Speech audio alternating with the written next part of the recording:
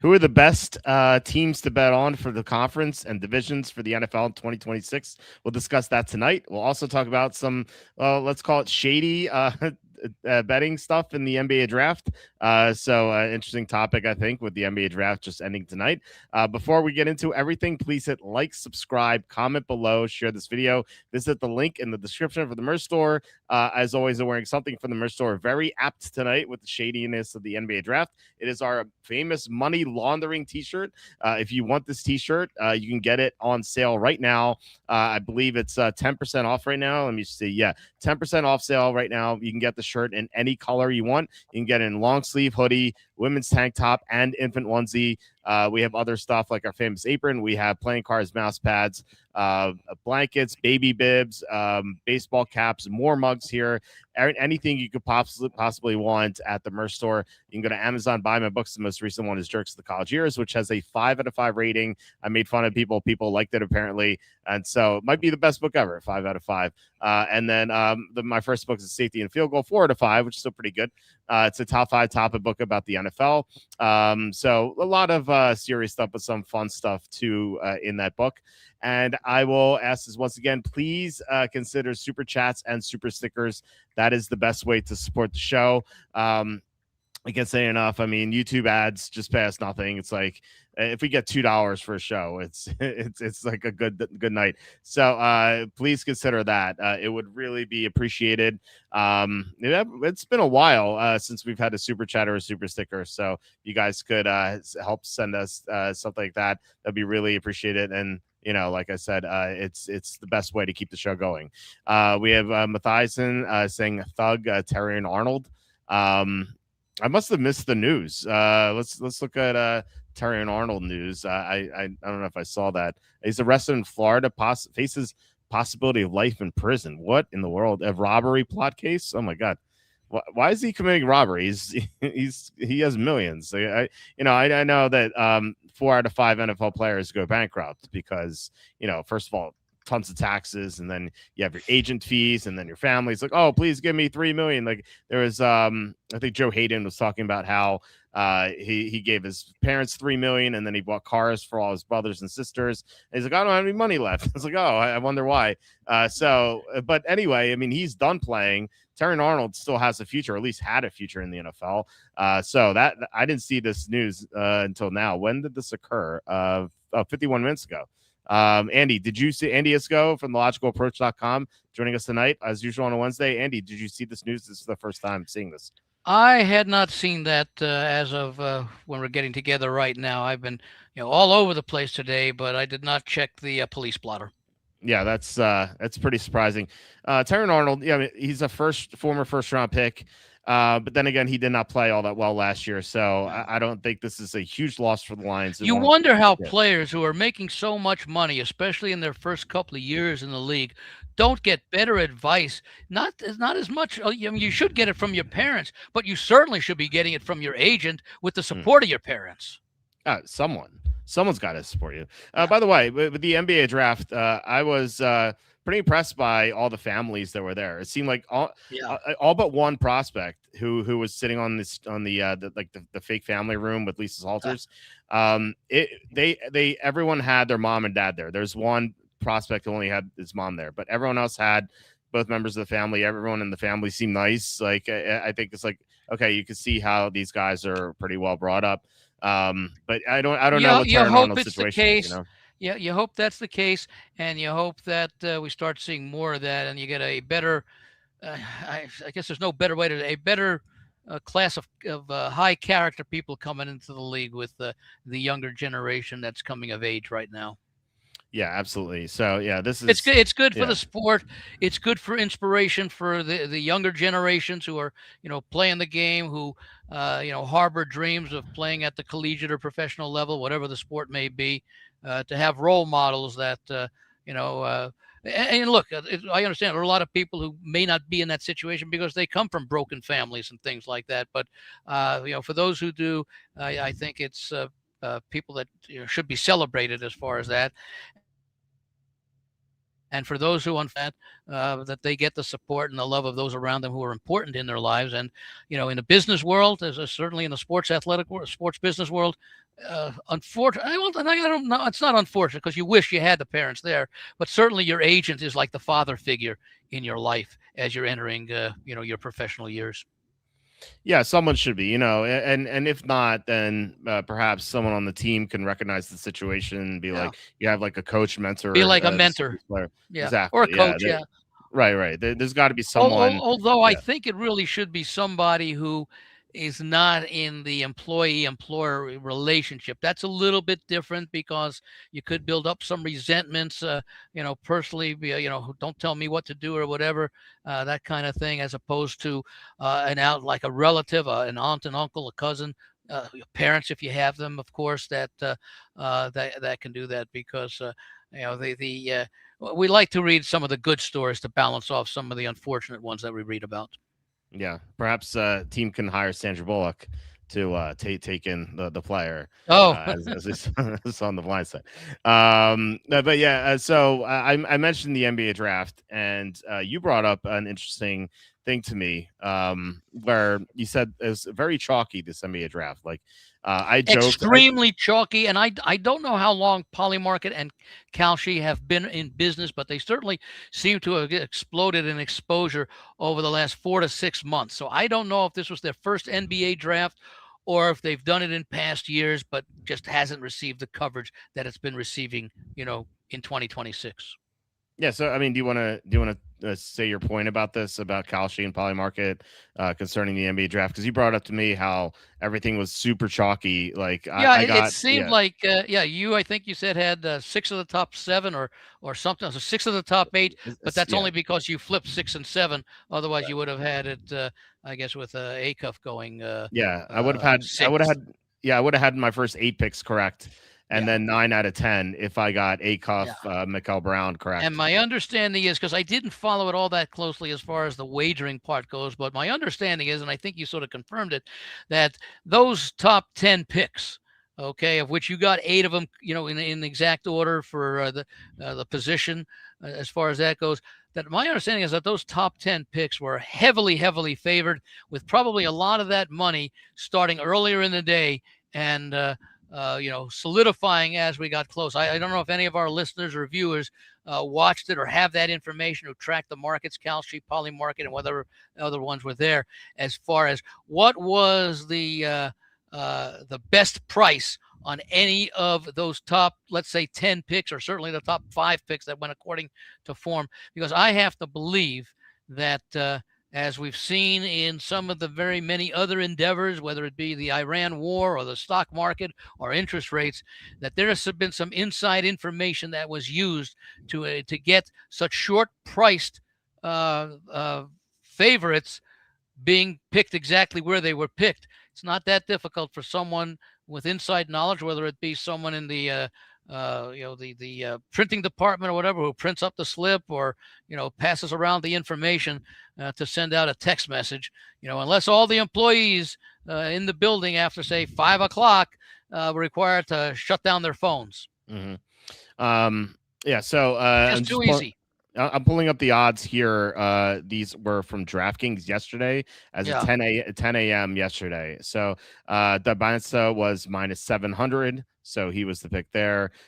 Peterson was the second pick, minus 250. So another heavy favorite. Boozer went third. 250, I would say, is not as heavy a favorite as you would have expected, because Peterson was expected to be number 2 if he didn't go number 1 to Washington. Yeah. Boozer was minus 260. Wilson, a very heavy favorite, minus 750. So 4 for 4 with the favorite so far. Yeah, well, see, even if you don't include the 250s, the Peterson and the Boozer, the 700, that's a huge favorite. And, it's more surprising that, especially with what was number 1 again? Minus 700. Minus 700. Yeah, when you're minus 700, that's pretty solid. So for you to be a small favorite for number 2 and number 3 after such a huge favorite for number 1, and then to have a huge favorite for number 4, there's something that doesn't seem right there. You wouldn't see that much of a variance in the top 4. And let's go down a little bit further past number 4. So number 5, we have our first underdog. Well, not really an underdog, but a plus. Wagler, Keaton Wagler, who was the pick. He was plus 155. Then That's Mike. that's that's that's still an underdog, Yeah, but yeah, it's an understandable underdog because you would think that as the draft unfolds, the certainty of where people are picked becomes, or the uncertainty. Let me put it that way. I'll phrase it the other. The uncertainty of where guys will be picked becomes greater because that's why they're not number one or number two, but they're deeper down, and there are more differing opinions as you get towards the lower part of the top 10 in the middle round of the draft. yeah. And the other possibilities for number 5, Michael Brown was plus 240, and Yeah. Darius Akoff was plus 450. So still Okay. Wagler at the plus 155 by far the Those best. those are more far. reasonable prices Mhm. for those positions in the draft because again, no, it went pretty much according to form, but it's just it's the prices on those number 1 and number 4 that are so huge that has to make me think there was something going on there. Yeah. Number 6, let's see here. Acuff was plus 260. Michael Brown was plus 170. So Yeah, I guess I those should are have looked at reasonable the odds. numbers. Yeah. I should have looked at the odds and saw Brown was favorite, and now just. Well, I know a lot of people were. I mean, Acuff was he was a polarizing recommendation because his outstanding offense is sort of offset by his. Well, first of all, his size. I think he's listed as 6'2", but more so he becomes somewhat of a defensive liability. But it was always thought that he wanted to go to Sacramento, and Sacramento was very interested in him. That's why I'm a little bit surprised that he wasn't a little bit of a favorite. But then again, there was always the possibility. Well, again, those odds are as 10 a.m. Yeah. Right? That's Eastern time, right? Yep. And the draft started at 8, supposedly. Yes. Started later, but. Well, today they took like a half hour to start. Yeah, they made up for yesterday, but no. The thought is that those odds at 10 a.m. I would like to know, and I don't know that you have it there, but I sort of get an idea that a lot of those odds changed throughout the day. Because there are always people who are flying in on private jets, and the Dallas Mavericks flew in there, whatever it was. And people are always looking for an edge. Yeah, and so that's why I have to think that there was great movement in the last 3 to 5 hours leading up to the draft as far as the selections being solidified. We don't see it as much in the NFL because the NFL, number one, you've got many more players and many more positions to fill as opposed to just 5 in the NBA. So it's more likely that positions can be established earlier in the NBA than they can in the NFL. And of course, it takes in the NFL just one, change of a guy who went number 2 instead of number 4 changes the whole dynamic because of the nature of the sport. Yeah, absolutely. In the NFL, Arvell Reese was such a huge favorite to go number 2 by the time the draft kicked off. And he didn't go number 2. So, it's the complete opposite here. They don't have odds for 7 and 8 for some reason. They just go to 9. And Morez Johnson was the pick at 9, and he was plus 650. Yeah. So I guess there was no information on the Mavericks, but which is the one guy who was not in my top 10. This is the one pick. If I didn't lose that flip, I would have lost. I got this one incorrect. I got number 10 correct, but not this one. Oh, okay. Yeah, and then it goes to 24. So I don't understand.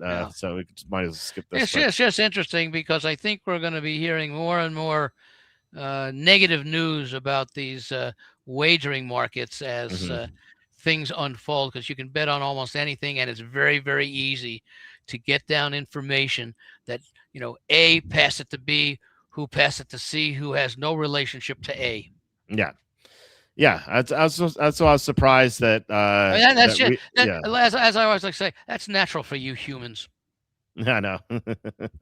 Yeah, that was Polymarkets here. Let's see. I guess. It's kind of hard to read this, but anyway, I don't know. I mean, that's why I was surprised that the Jets didn't take Reese because he was such a huge favorite. Like when he was skyrocketing up like that, I thought like, hey, maybe Woody Johnson's third cousin heard from Woody, and put a huge bet on it, and apparently not. So it is information that can be passed around very easily. The Jets had had a whole bunch of holes to fill, and really, when you take a look at a lot of those top defensive players, you could make many more good reasons for most of them than negative reasons. Because remember, if you now keep in mind, of course, other than by trade, if you're picking in those 26 to 32 slots and there's no trades involved, you got a lot of weaknesses that you need to address, and it's just a question of in what order, how do you prioritize those positions.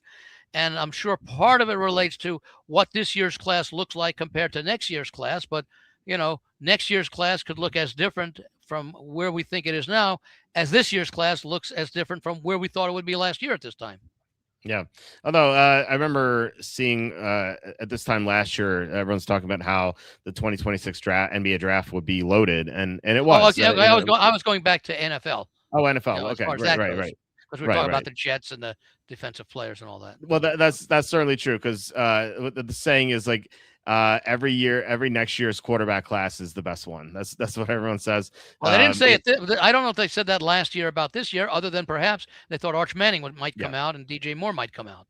Yeah. Like I had Arch Manning in my mock draft, even though I said that I didn't think he'd come out. I just wanted him there just to have the name there. I heard a comment that I think from Sarkisian that he thinks Arch might still consider coming back next year because of the NIL. You're getting all. You may know it, or Charlie may know it, how the NIL money that the top guys are getting this year compares to first-year contracts in the NFL. I think it depends on the player. Like, there's no set value for but I'm saying that there have to be some. I'd have to think there are some players who are making more. I'll use Arch Manning as an example. He may be making more in NIL than he could get in a first-year contract. Because aren't those first-year contracts pretty much slotted? Yes. Yeah. We know how much they'll get. It's not like back before 2010 when they used to negotiate and then the top pick would get like an astronomical sum of money. And that would set the number for everybody else. And then there'd always be a year where a number 4 pick would sign because he wanted the money immediately. And that would then set the standard for numbers 1, 2, and 3, and everybody below number 4. And there would be, depending upon the year and the player and the number, there would be a lot of elation if the number 4 player got a number higher than was expected, and a lot of negativity if he settled for what was considered to be too low of a number. Yeah, and sometimes you get like the number 4 team paying too much, and then the 3 team would want to be cheapskate and offer less, and then the player would hold out. Yeah, so it was a wild time back then. It was I'm surprised the players' union agreed to that, because it's collective bargaining, that the numbers would be slotted unless they felt that the range of numbers from number 1 to number 32 was likely overall better than they were maybe experiencing in those years when it was negotiated, and or the fact that maybe, and again, I don't know, but I'm sure somebody out there does, if there is sort of an increasing scale that increases by, let's say, 2%, 5% every year. So let's say that in the first year, the number 1 pick overall got $5 million. Maybe that went up to $5,550,000 in the second year of the agreement, etc. Otherwise, I don't know that the players' union would have agreed to it, and yet there was a great incentive for the owners to get such an agreement because they did not want to have holdouts as much as possible. And by having a structured scale, which was basically agreed to by both the owners and the players, you'd get players into the mini camps, you'd get players into training camp on time rather than later in the process, unless there were reasons why they did not want to report by not signing their contract early.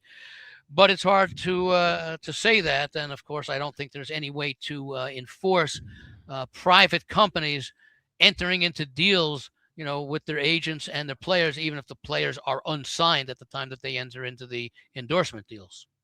Yeah, and remember, I mean, when the Players Association is making this deal with the NFL. The guys who are going to get these rookie deals, they aren't even in the NFL yet. So it's like the Players Association is not even like argue on their behalf. These guys eventually will be, but the players they wanted to benefit are those veterans, and so the players in exchange for the players who would vote on the agreement would not necessarily benefit. almost certainly Right. would not necessarily benefit because they've already played their rookie contract. Exactly. And yeah, But they gave up practices and stuff like that. yeah, Now teams don't practice as much. That's like part of the deal. And so yeah, but that's what they give still, up. the intangible there is that his has always been, for the most part, not always, and not all players agreed, is that they often made concessions in collective bargaining agreements to benefit the retired players, for example, who came Yeah. before them and worked for nothing. Right. Yeah. So in other words, Exactly. it's like pass it forward. Sure. That And kind of thing. the current players will eventually obviously be retired. So it's kind of the benefiting Well, them as it's not well. just that. It's that the players before them did things for players who retired before them, and that now you're making things for not players who are going to retire before you, but players who are going to sign after you. You know, Right. it's like Babe Ruth was born a century too soon. Sure. Yeah, exactly. But Uh, that's part of evolution, and it yeah. works in all areas. Yeah, exactly. And last thing in Arch Manning, I think that like I wouldn't be surprised if he comes back, but he can choose obviously when he sees who has the first Yeah, pick. Like he yeah, can wait and see, if it's like the Browns, a team doesn't want to go to, he can think, okay, I'm going to go back to school. But if it's for example, like the Colts, if he gets to play for his uncle's team, so the Colts bottom out this year, I think that he might want to do that. yeah. So And it he'd be really playing depends. indoors, although it would be Yeah, on artificial turf, but he wouldn't have to worry about cold weather half the season. right. Yeah, exactly. So yeah, Actually, 3/4 of the season because it would only be road games basically in December, in yeah. January.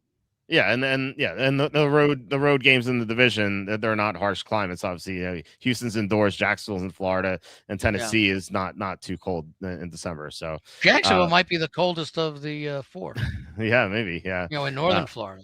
yeah. Well, it can get brutal in September. Yeah. I remember a Patriots Jaguars game that was like 100 degrees with like Yeah. 100% humidity, and like the Patriots just had no chance in that game. But other than that, and the Colts never win in Jacksonville anyway. So, Well, people also, it's in Florida, but it's about 360 miles from Jacksonville to Miami. right, yeah, That's quite a distance as far as temperature is concerned. Now, I don't know, latitude wise, the difference between Nashville and Jacksonville. Nashville is probably a little bit further north, um, and might be a little bit more subject to colder weather in the middle, not quite the middle, but closer to the middle of the country than Jackson yeah. would be. Jacksonville, of course, is more prone to hurricanes. Right. Well, I mean, either way, they're not playing in Green Bay Yeah. or Chicago. Yeah. It's much better. Indianapolis would be a great place, I think, for Arch Manning. So, like I said, it depends where he goes. But I'm going to take a 1-minute break to get a bottle of water. okay, all I'll right, be right sounds back. good. All right, we will be looking at the conferences and the divisions as far as the best odds and. Real quick, I wanted to show you guys. I don't know if you saw the thumbnail for this video. I thought it was pretty funny. Like it was ChatGPT maybe making a mistake. I'm not sure, but I decided to keep it. So it says best NFL conference and divisional best for 2026, and Josh Allen is saying the AFC is mine. We have Lamar Jackson going, no way, the NFC is mine. And then Joe Burrow says, you guys are wrong, the AFC is mine. Like, obviously, Lamar Jackson talking about the NFC for some reason. And I thought, and maybe this is a ChatGPT error, but maybe this is like ChatGPT saying Lamar Jackson's stupid or something. And I thought about, hey, let me change this to AFC, but I thought, like, nah, let me keep this. So, What's this that I missed? You're talking about Joe Burrow? Yeah, the thumbnail.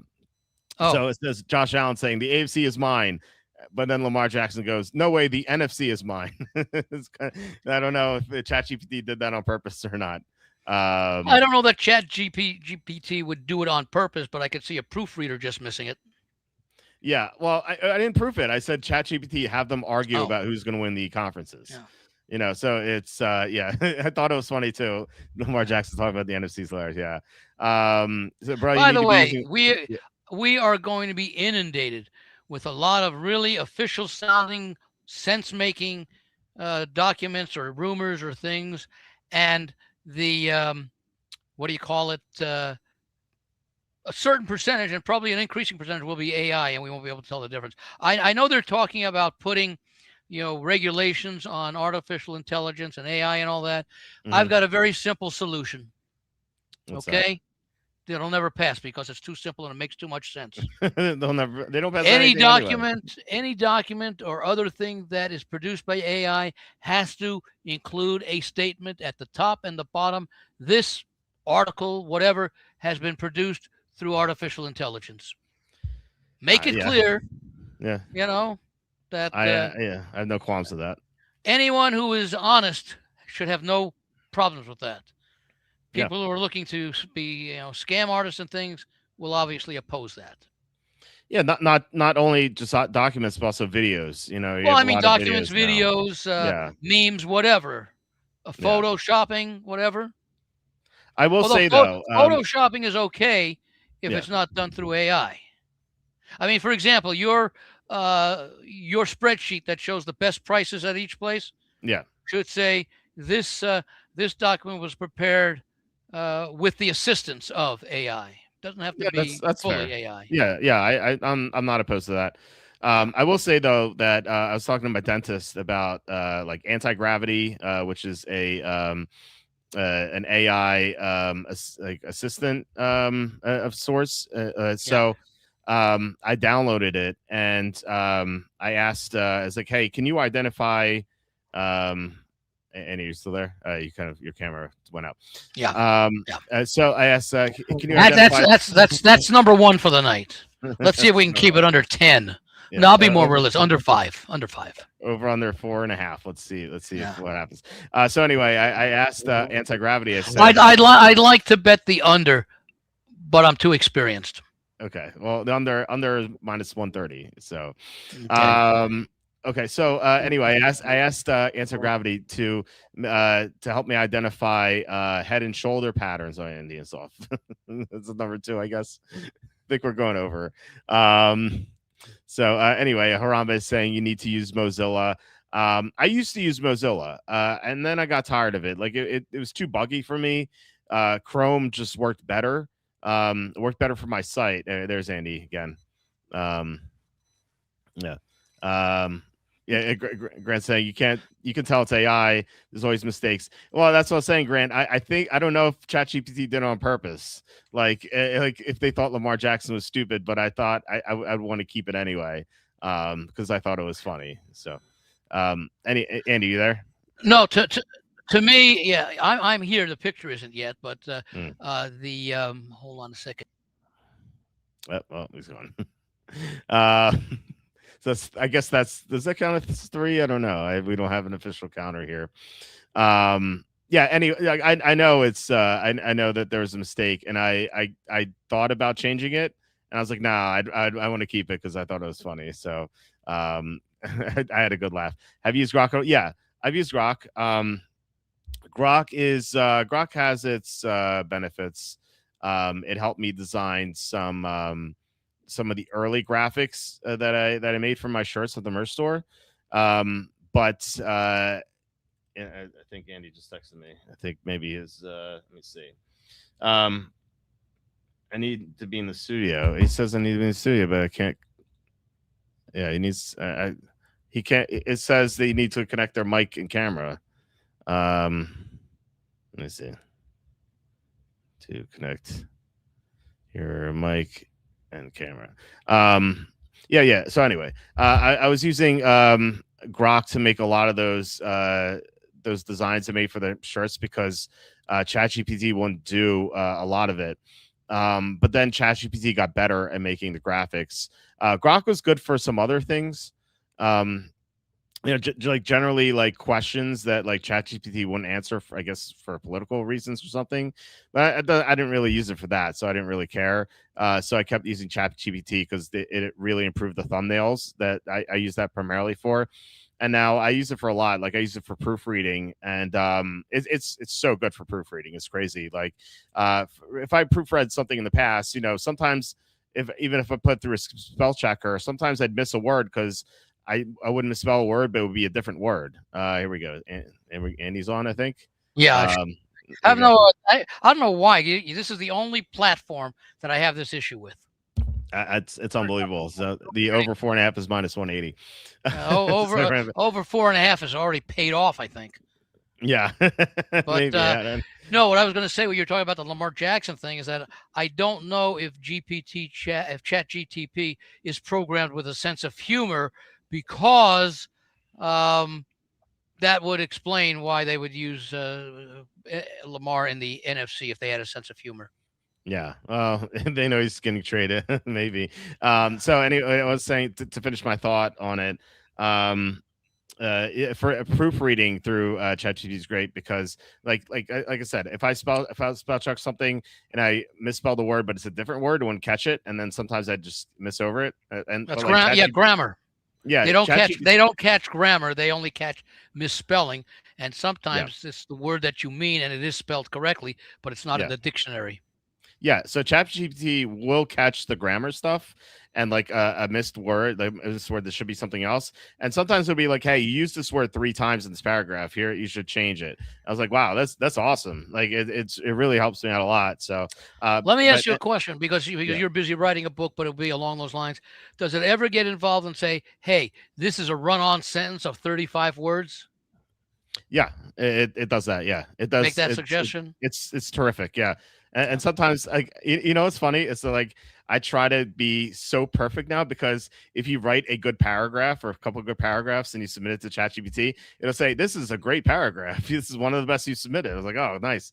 So I feel it's Oh, almost like I there's get a that teacher same telling me. response when I, do the, invoke the Google command on my phone, and I present some facts and things about what I thought happened, and this couldn't have happened, and I get like compliment, like, "You've really got your eye out correctly. You've really uncovered some interesting facts, and you happen to be correct. I apologize for overlooking such and such." It does apologize Right, yeah. when it's wrong and I'm right. It's funny. Which, by the way, for the future of AI, is somewhat sad that I'm right more often than I'm wrong when I'm Googling things. Yeah, I don't know. I mean, it's progressing so And it's not, much that and that's not saying anything positive about me. It's saying a lot of negativity about AI, because how many people just take the word of AI as it's, you know, that it's accurate all the time, and people may go and believe things and then put information down.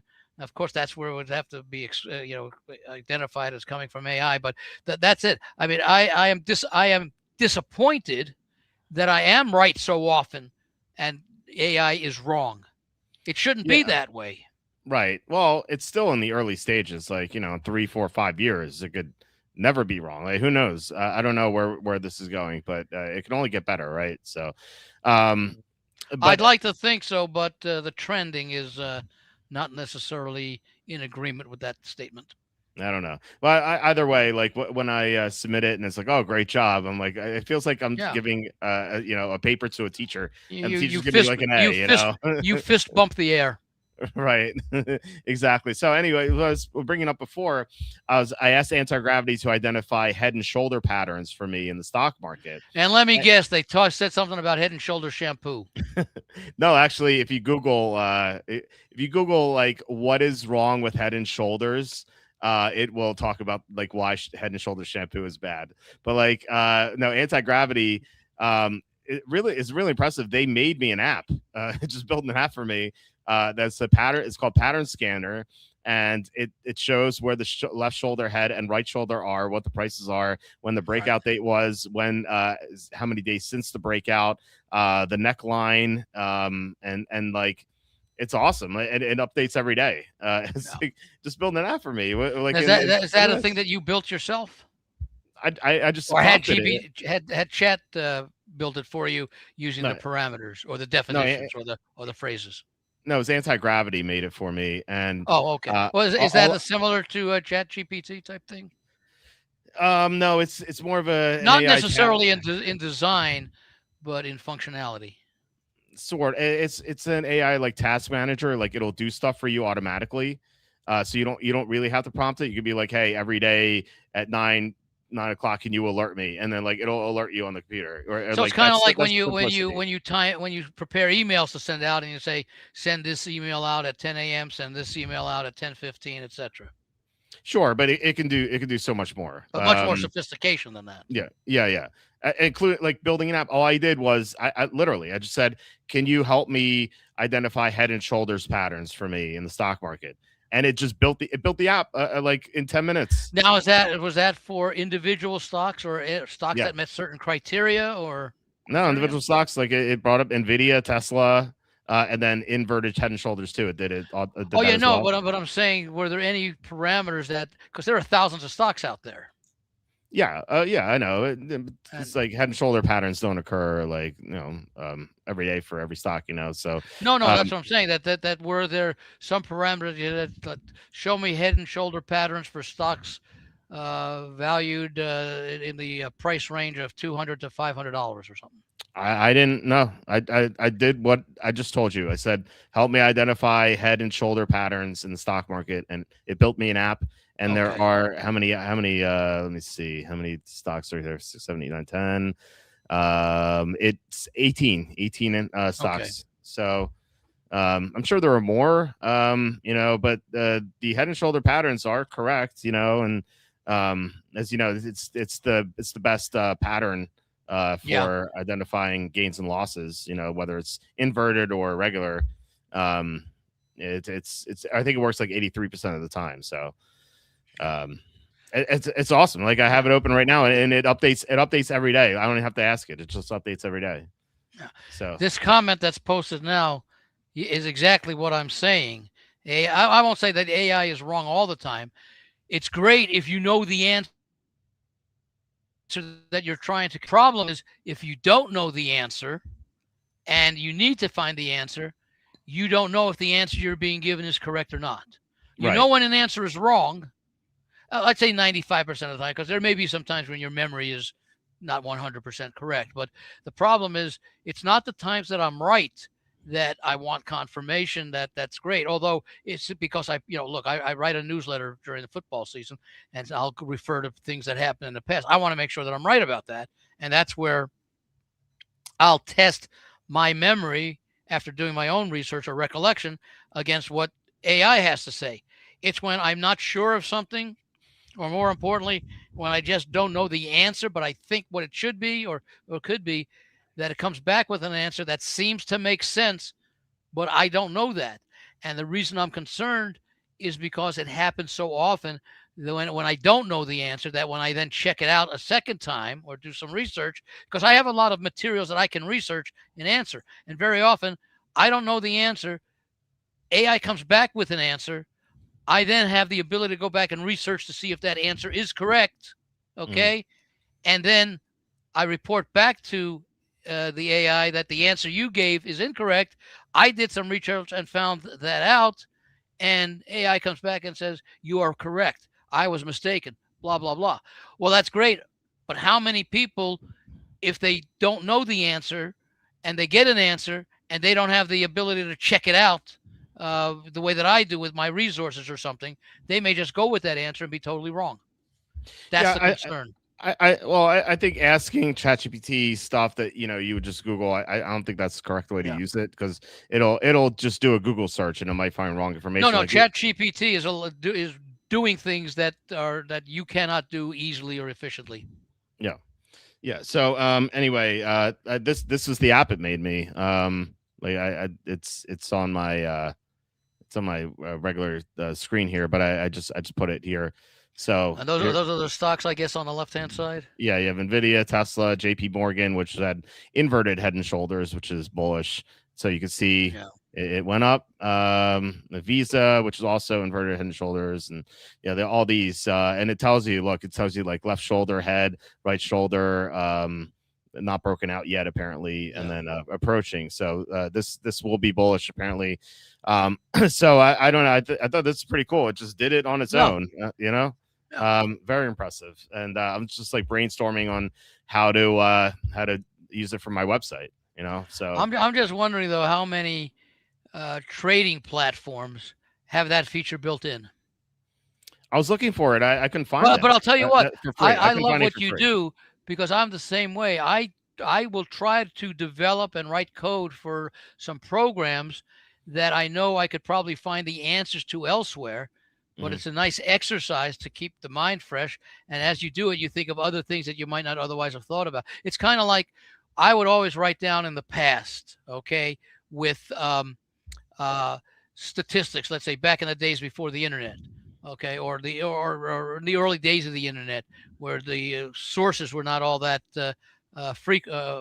populous, and I would Mhm. go write things down instead of finding now as a spreadsheet that I can download, because I find that if I'm actually writing it down, like yards rushing, attempts, etc., I'm focusing more on the numbers, that I would spot something that does not appear to be correct, rather than if I just imported a chart and didn't pay specific attention to each item in that chart.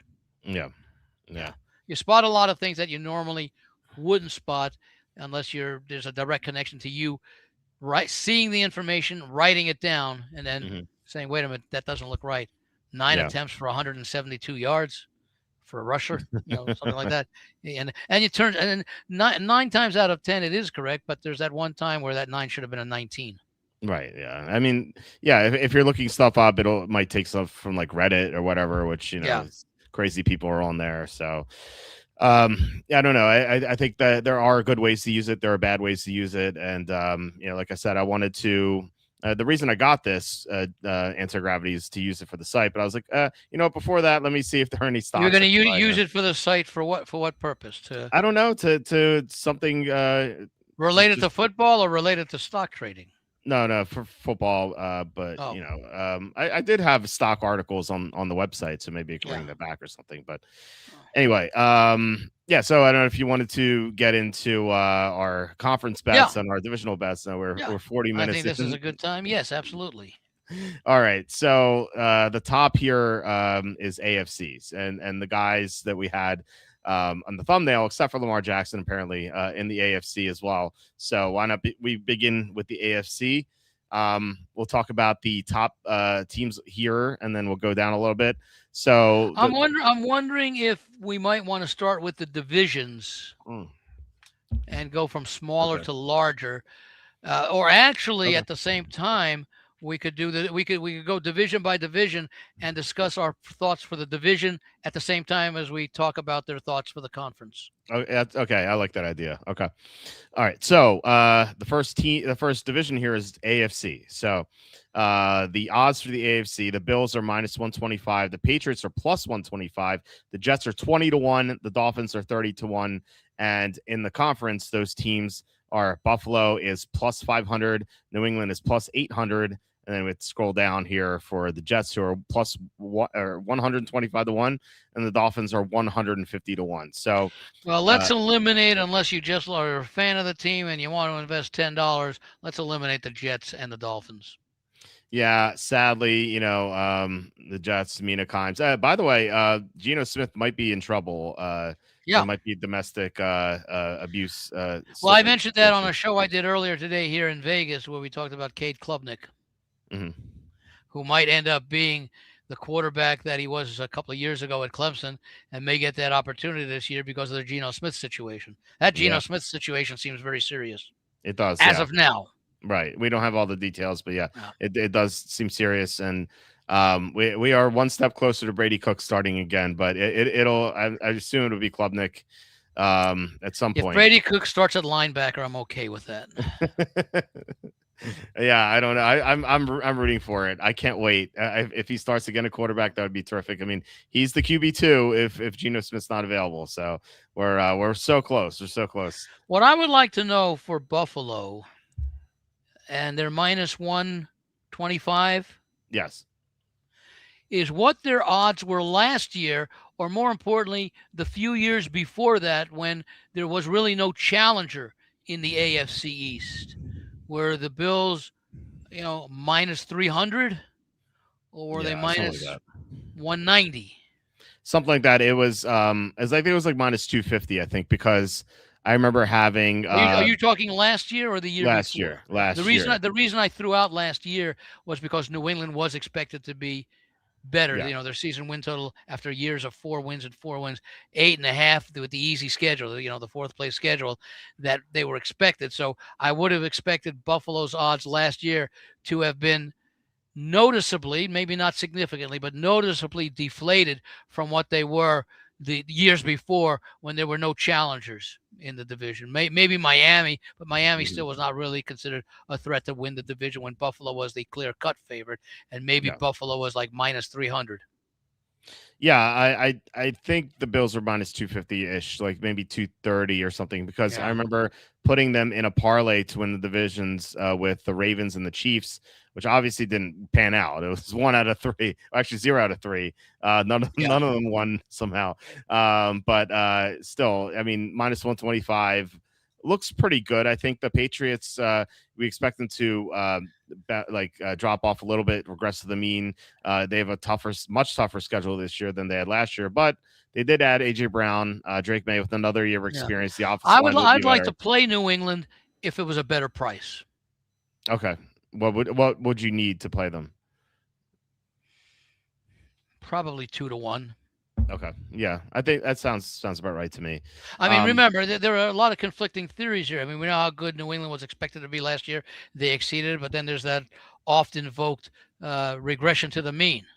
You know, Sure, when yeah. a team exceeds expectations by such a large amount as the Patriots did, there's usually a regression in Mhm. there.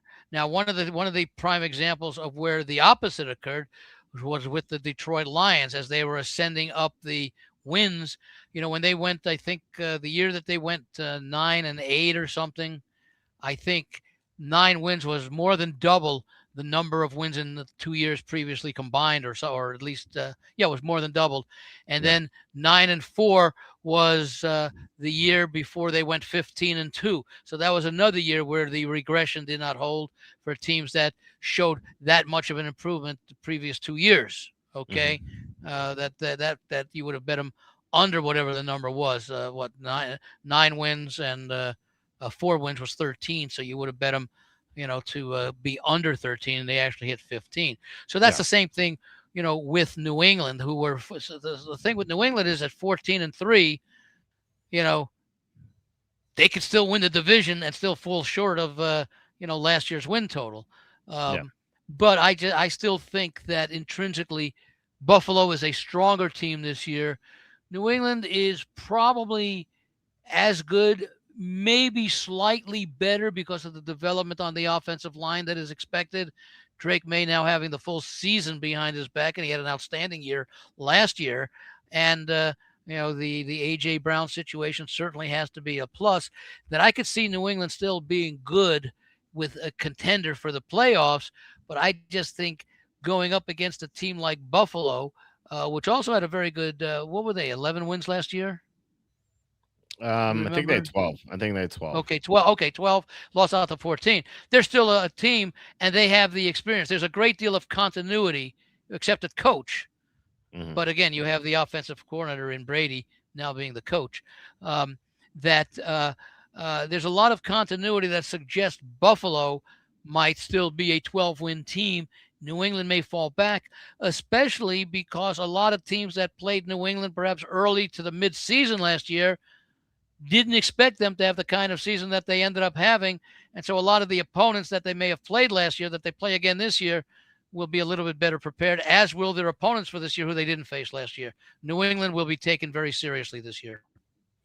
Yeah. Sarambe says Bills improving big time through addition by subtracting, firing their coach was a big win for Buffalo. Yeah. I think that's more for the playoffs. Like, I mean, obviously they had success in the regular season, you know. Yeah. So Well, as far same as like thing with winning John division, Harbaugh and yeah, Mike Tomlin. yeah, right. Yeah, so I don't know if I would play him, but the only one in this division that right now I would feel comfortable would be Buffalo at the minus 125.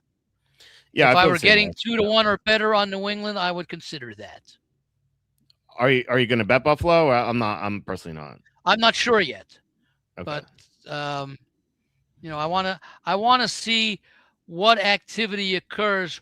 Will over the course of the summer, will New England be priced up from the plus 125? Will Buffalo be priced down from the minus 125 to even lower? In other words, will there be a gap of from minus 125 to plus 125, or will the gap narrow, minus 120 plus 120, or will it widen, minus 150 plus 175, something like that. Yeah, I mean, obviously an injury could do that, but naturally, A I key don't know. I injury. mean, maybe, yeah, maybe, we'll do it, but Well, we'll see. do you have we had the last couple. Do you remember what the season win totals were for Buffalo and New England relative to each other? Let me I see if I think wrote that down when Buffalo we. was Buffalo. Oh, you mean this year? Yeah, this year, not last year. Yeah, as I remember, Buffalo was 11.5 last year, and I needed the last win for them to Yeah, I don't think get I over. wrote down the season wins here this year, but I had it somewhere. And let me see if I could find it. I do have it. Let me. I'm opening it up right now. Buffalo is 10.5, and New England is 9.5. Okay, so maybe that I still don't know that spread is justified for New England. But if obviously it's a 1-game difference. Yet again, at the same time, I mentioned New England won 14 games last year. Mm-hmm. So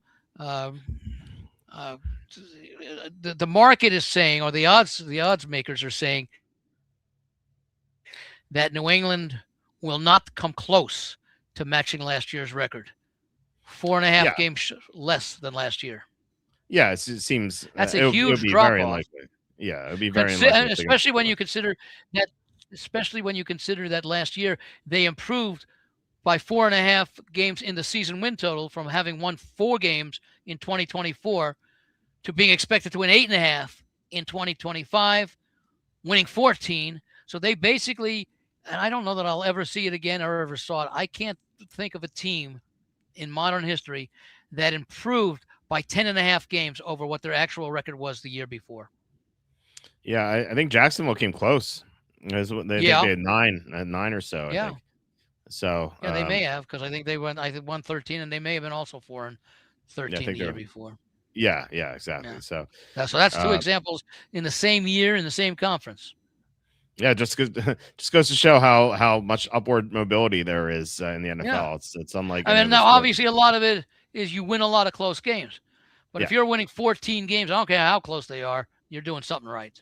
Yeah, absolutely. Yeah. So, are you betting any of these teams in the conference? The Bills again 5-1. And I guess we could do the conference after we do the divisional breakdown. The Patriots are 8-1, so 5-1, 8-1, and then we have the long shots. So are you betting either team to win the conference? I would probably bet Buffalo at 5-1. Haven't done it yet, but okay. I've got a little asterisk next to that one, meaning that it'll be when I do make my bets sometime in July. That'll be one of the teams. Okay, well, all things being similar. Okay, so you may want to shop around because the Bills are plus 510 at DraftKings. Not a huge difference, but given that this number is better, I'm just putting down approximate odds. Yeah, maybe you can find like a plus 530 out there or something. Yeah. So, and well, you don't cover the Vegas books, and I don't have them in front of me as far as what the odds are. Yeah, I would have done it like I've done in the past weeks, but I was so busy with the NBA draft today, and also I had my daughter's first swim lessons was today at the new gym at the Y. So how'd she do? She was awesome. She was the best in the class. At least I thought. She loves the water. Oh, she loves it.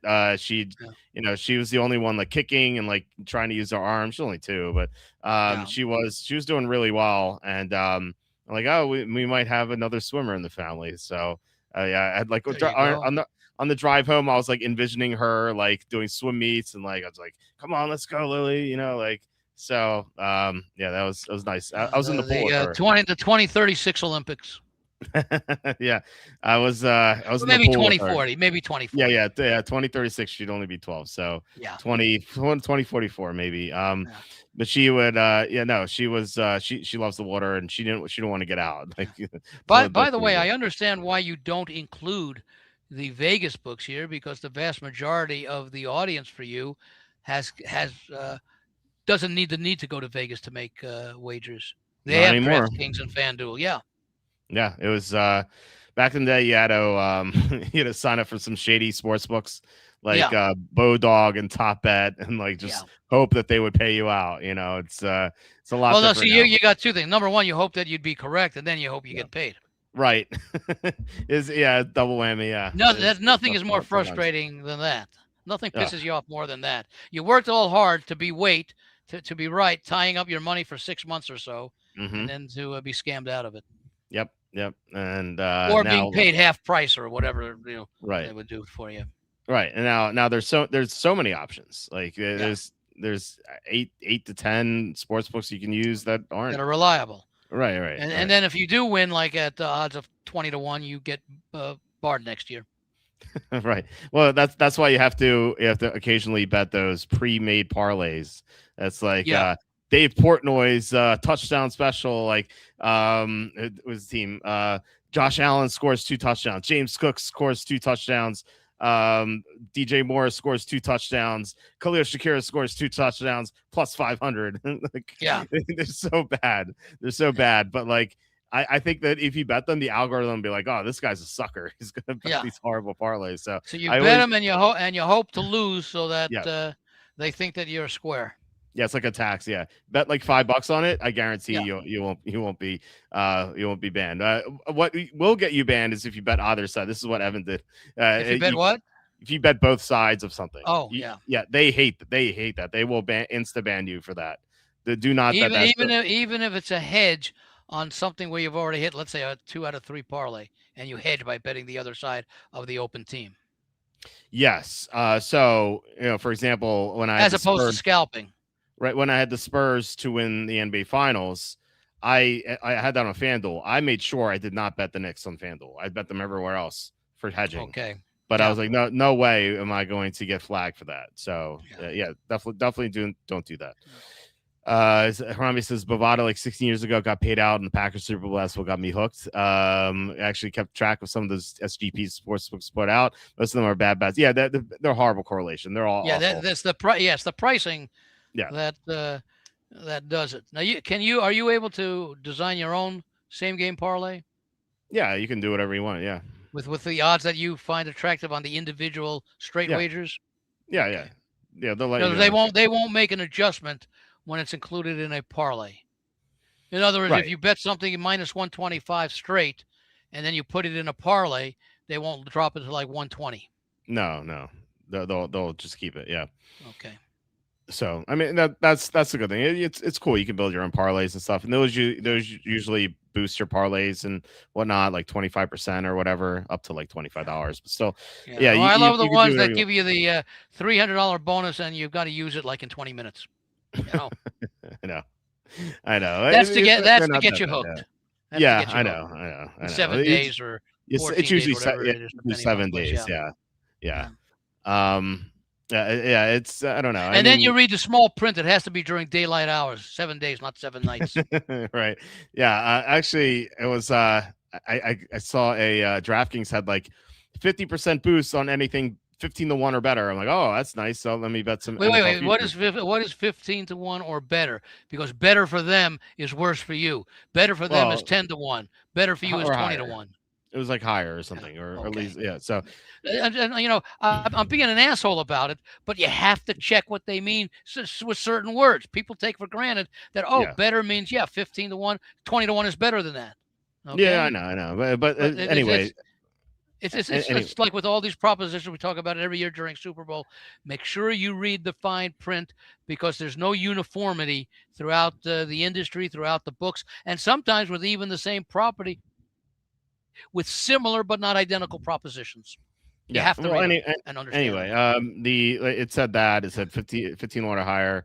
And I was like, oh, cool. Let me bet a Super Bowl future here. And I was trying to click it, and like it wouldn't show up. I'm like, why isn't it showing up? And then I clicked the details. It's like only good for like tennis and MMA or something. I forgot like what other sports. So I was like, oh, come on. I'm not gonna bet these.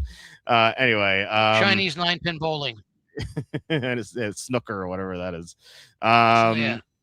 So anyway, let's get to anyway. My last thing on the Bills. You said candle pins or duck pins, which are popular up in New England, right? To this day. If you do want to bet the Bills, then I'd say wait for a boost. Maybe you get 10% or 20%. Like BetMGM's pretty good with those. They usually give out like 15% boosts up to like $100. They're not Yeah. paying for this. I'm just telling you. So yeah, you can get plus 650 or something. So you definitely make sure you take advantage of that. The more Let's outs get you have, the better yeah. the better your opportunities are. Now you Yeah, still yeah. have to hit it, but it all adds up. That if you're constantly getting something over the years, whatever it may be, at plus 5 to 1, and you hit some of them, it's you're going to do a lot better if instead of getting a plus 1 on average, you're getting plus 6.5 to 1 or something like that. Yeah. So it Oh pays to yeah. shop. Absolutely. Yeah, definitely shop around. Doesn't matter when you lose; it's when you win that you get the better payout.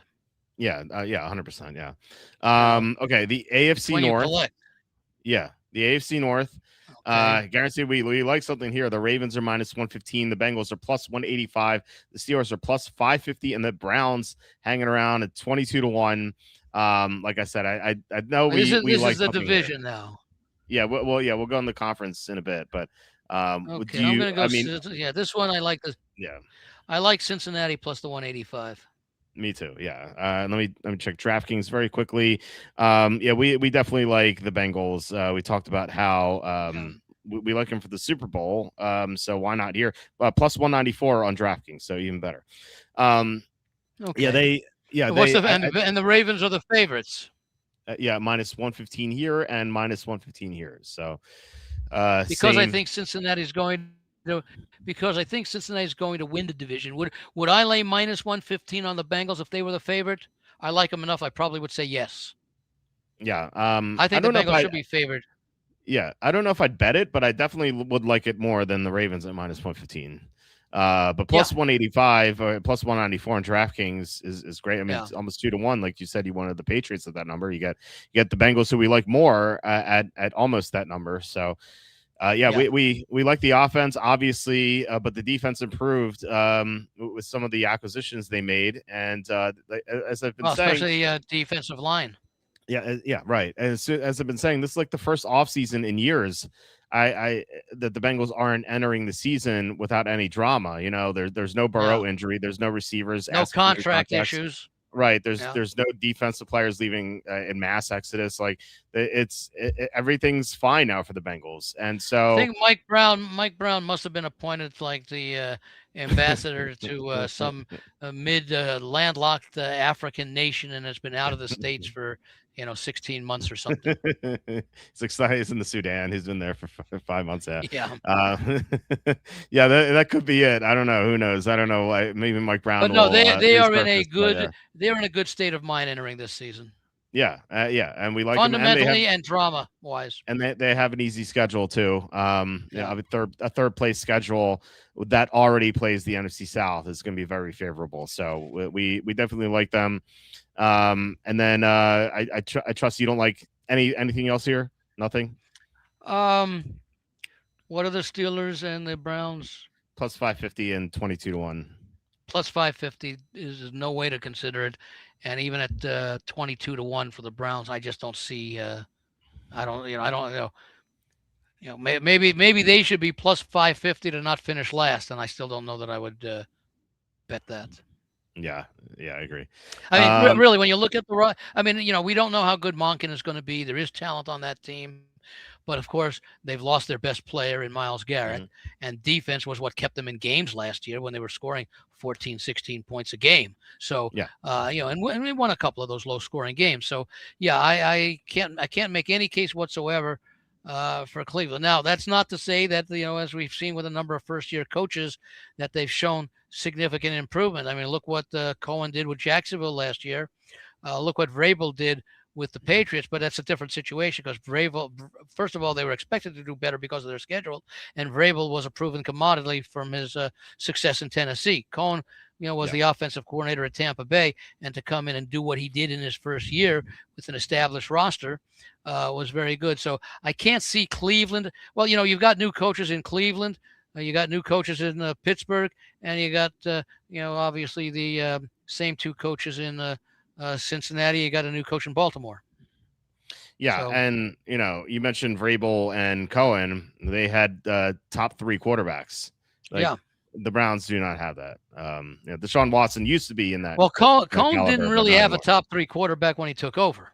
I meant in the draft. I meant like draft wise, like Trevor Lawrence being the top pick. Oh, okay. Drake Yeah. Well, being top he three. had unfulfilled potential. Yeah. Well, I'm just saying like, Lawrence is the number 1 overall pick. May was number 3.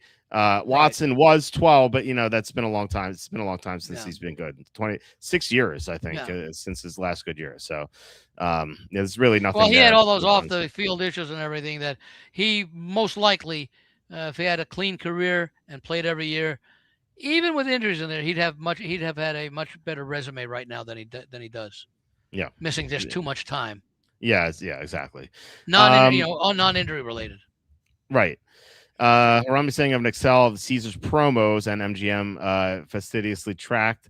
Would be willing to share your eyes only. That would give me a small edge. I would be curious to see what you think. Yeah, email me. WPC. What's TBH? What's TBH? TBH means to be honest. To be honest, okay. Yeah. I'm gonna put my email here, WPC112@gmail.com. So you can email me and I'll take a look at it. Yeah. Ravens are a joke. Cooked odds. Yeah, I agree. And then Brandon says Lassiter better draft pick than Terry and Arnold confirmed. Yeah, definitely. That is for sure. I think we already knew that, but yeah, that is confirmed now. Okay, so the conference. Let's see the conference. These teams. Actually, let me get rid of that for a second. The Ravens are 5-1, just like the Bills. The Bengals are 10-1. The Steelers are 30-1. And the Browns are 125-1. So, do you like the Bengals at 10-1? I like the Bengals at 10-1. The only other one I would consider because of those long odds, even though I don't like them for the division. What'd you say Pittsburgh was? 30-1. 30-1 to win a conference.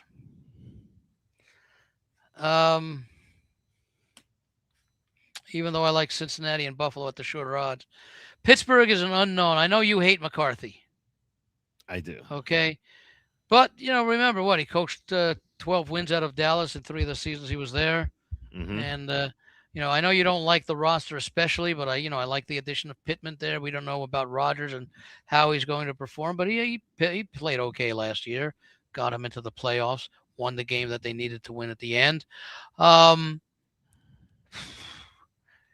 It's interesting because I think I can find more legitimate Super Bowl contenders in the NFC than I can in the AFC, but that's all in one division. The NFC West. More Super Bowl contenders in the NFC than the AFC? Yeah. Huh. Maybe. I'll go. Yeah. Rams, 49ers, Seahawks. It's 3. Lions. 4. Bears. 5. Eagles. 6. Okay. Well, there's a start right there. Let me go to the AFC. Well, you have to put Cowboys there because you bet them. Right? Yeah, but I don't know from the odds or whatever being considered legit. I would put them that well, that's an opinion based upon a bet that I made. Okay. But I'm looking at those that would be normally that 70% of the people would agree with those 6 teams that I mentioned. I don't know what the percentage would be for Dallas, other than Dallas fans or people who see some things that I see. Let me see in the AFC. I don't know if I would consider Denver a legitimate Super Bowl contender. I would almost put Denver and New England in the same category. So I'd have Buffalo. I'd have Cincinnati. It's 2. I'd have Jacksonville. 3. I'd have Houston. 4. I'd have the Chargers. 5. Yeah. Actually, I would put in another group. I would just below that. I'd put Denver. I'd put Kansas City. I would put Baltimore, and I would put New England. Okay, I thought you'd have to have New England there because they just got to the Super Bowl. Yeah, but there's that regression again. Yeah, I know, but still, they were just there. So again, the difference in the schedule from last year to this. Yeah, that's definitely a factor. I mean, I would look at it this way, and and I don't have the numbers in front of me, and maybe there'll be fewer, but I would say, well, see, they're very conservative when they set season win totals because they don't really, more so on the lower end than on the higher end, they don't go to the extremes. In other words, there are going to be probably 3 to 5 teams that win at least 13 games, certainly at least 12 this year. And what's the highest win total? 11.5, maybe. Yeah. Okay. On the other hand, you've got a couple of 4.5 teams. Maybe you got a 3.5 in there on the low end.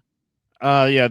Well, Arizona is 4.5. Miami is 4.5. Yeah. So I don't think there's anything on their 4.5. What's the what are the Browns? Browns are 5.5, but Okay, I don't know if Tennessee's they I think 6.5, yeah, and the Jets are what 6.5, 5.5. 5.5. But we'll see what Okay. happens if Geno's Yeah. suspended.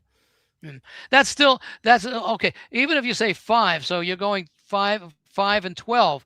So okay, so nobody has a win total at 12, but you've got several below 5. Couple Yeah. anyway. So Yeah. where I'm headed here is that I can't really use season win totals, but how many teams are 10.5 or higher for win total? Maybe 5. 10.5 or higher. We have the Ravens and Bills. That's 2. Lions are 3. Chiefs are 4. Rams are 5. Eagles are 6. Seahawks are 7. That's it. 7. Okay. Okay. So that's 7 of the 14 playoff teams. Mm-hmm. Okay. But I don't know if 10 wins. No, so when we're talking 10, more than 10 wins, you're talking 10.5 or 11.5, right? Yeah. And I think there's only one 11.5. Isn't that correct? No, they're 2. I think they're 2. The Ravens are 11.5. The Rams are 11.5. And that's it. Okay, so there are only 2. Ravens and Rams. I'm surprised the Ravens are 11.5. Yeah, I know. Yeah. No, I mean, they are. That's almost saying that it's a positive move to go from John Harbaugh to Jesse Minter. Yeah. Well, they do play in the NFC now, apparently. So I don't know. Who plays in the NFC? The Ravens. The Ravens? That's the joke from the Lamar Jackson. Oh yeah, from Lamar Jackson. Yeah. Yeah. From where we started this whole thing. But right. no, when I'm looking at Super Bowl contenders, realistically, and maybe we can go back and take a look at our thoughts. Well, we'll do it in a few weeks when we come up with our final season win total analysis, with determining, putting the wins and losses, or the toss-ups, into actual wins and losses. I would consider a team that we would project at go 12-5 or better would be a legitimate playoff, would be a legitimate Super Bowl contender. The reason being is that in many years, there are 8 divisions, that in many years, 12 wins will win you probably 5 or 6 of those divisions. Yeah. Okay. And then 13 or 14 or higher would win you, the other 2 or 3. Yeah. Well, I mean, it would have won 3 of the divisions in the NFC last year. It would have tied you with, no, sorry. It would have, you would have not won the East or the East in the AFC East, West, or South. Are we talking AFC? Yeah, AFC. So you would have won 4 divisions at 12-5 last year. 12-5 or 12-5 or better. Yes, 12-5 or better. Well, at exactly 12-5, you would have won exactly 4 divisions last year. No, but okay, but I'm saying a Super Bowl contender is 12 wins or more.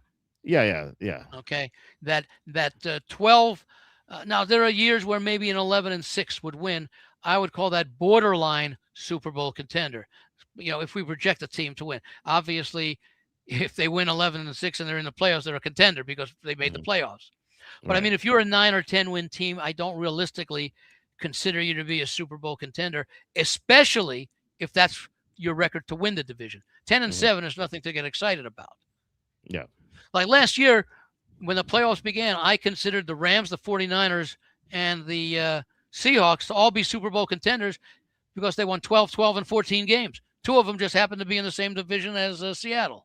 Okay. Yeah. What did the Eagles win last year? Were they 11-6? Yeah, 11. Okay.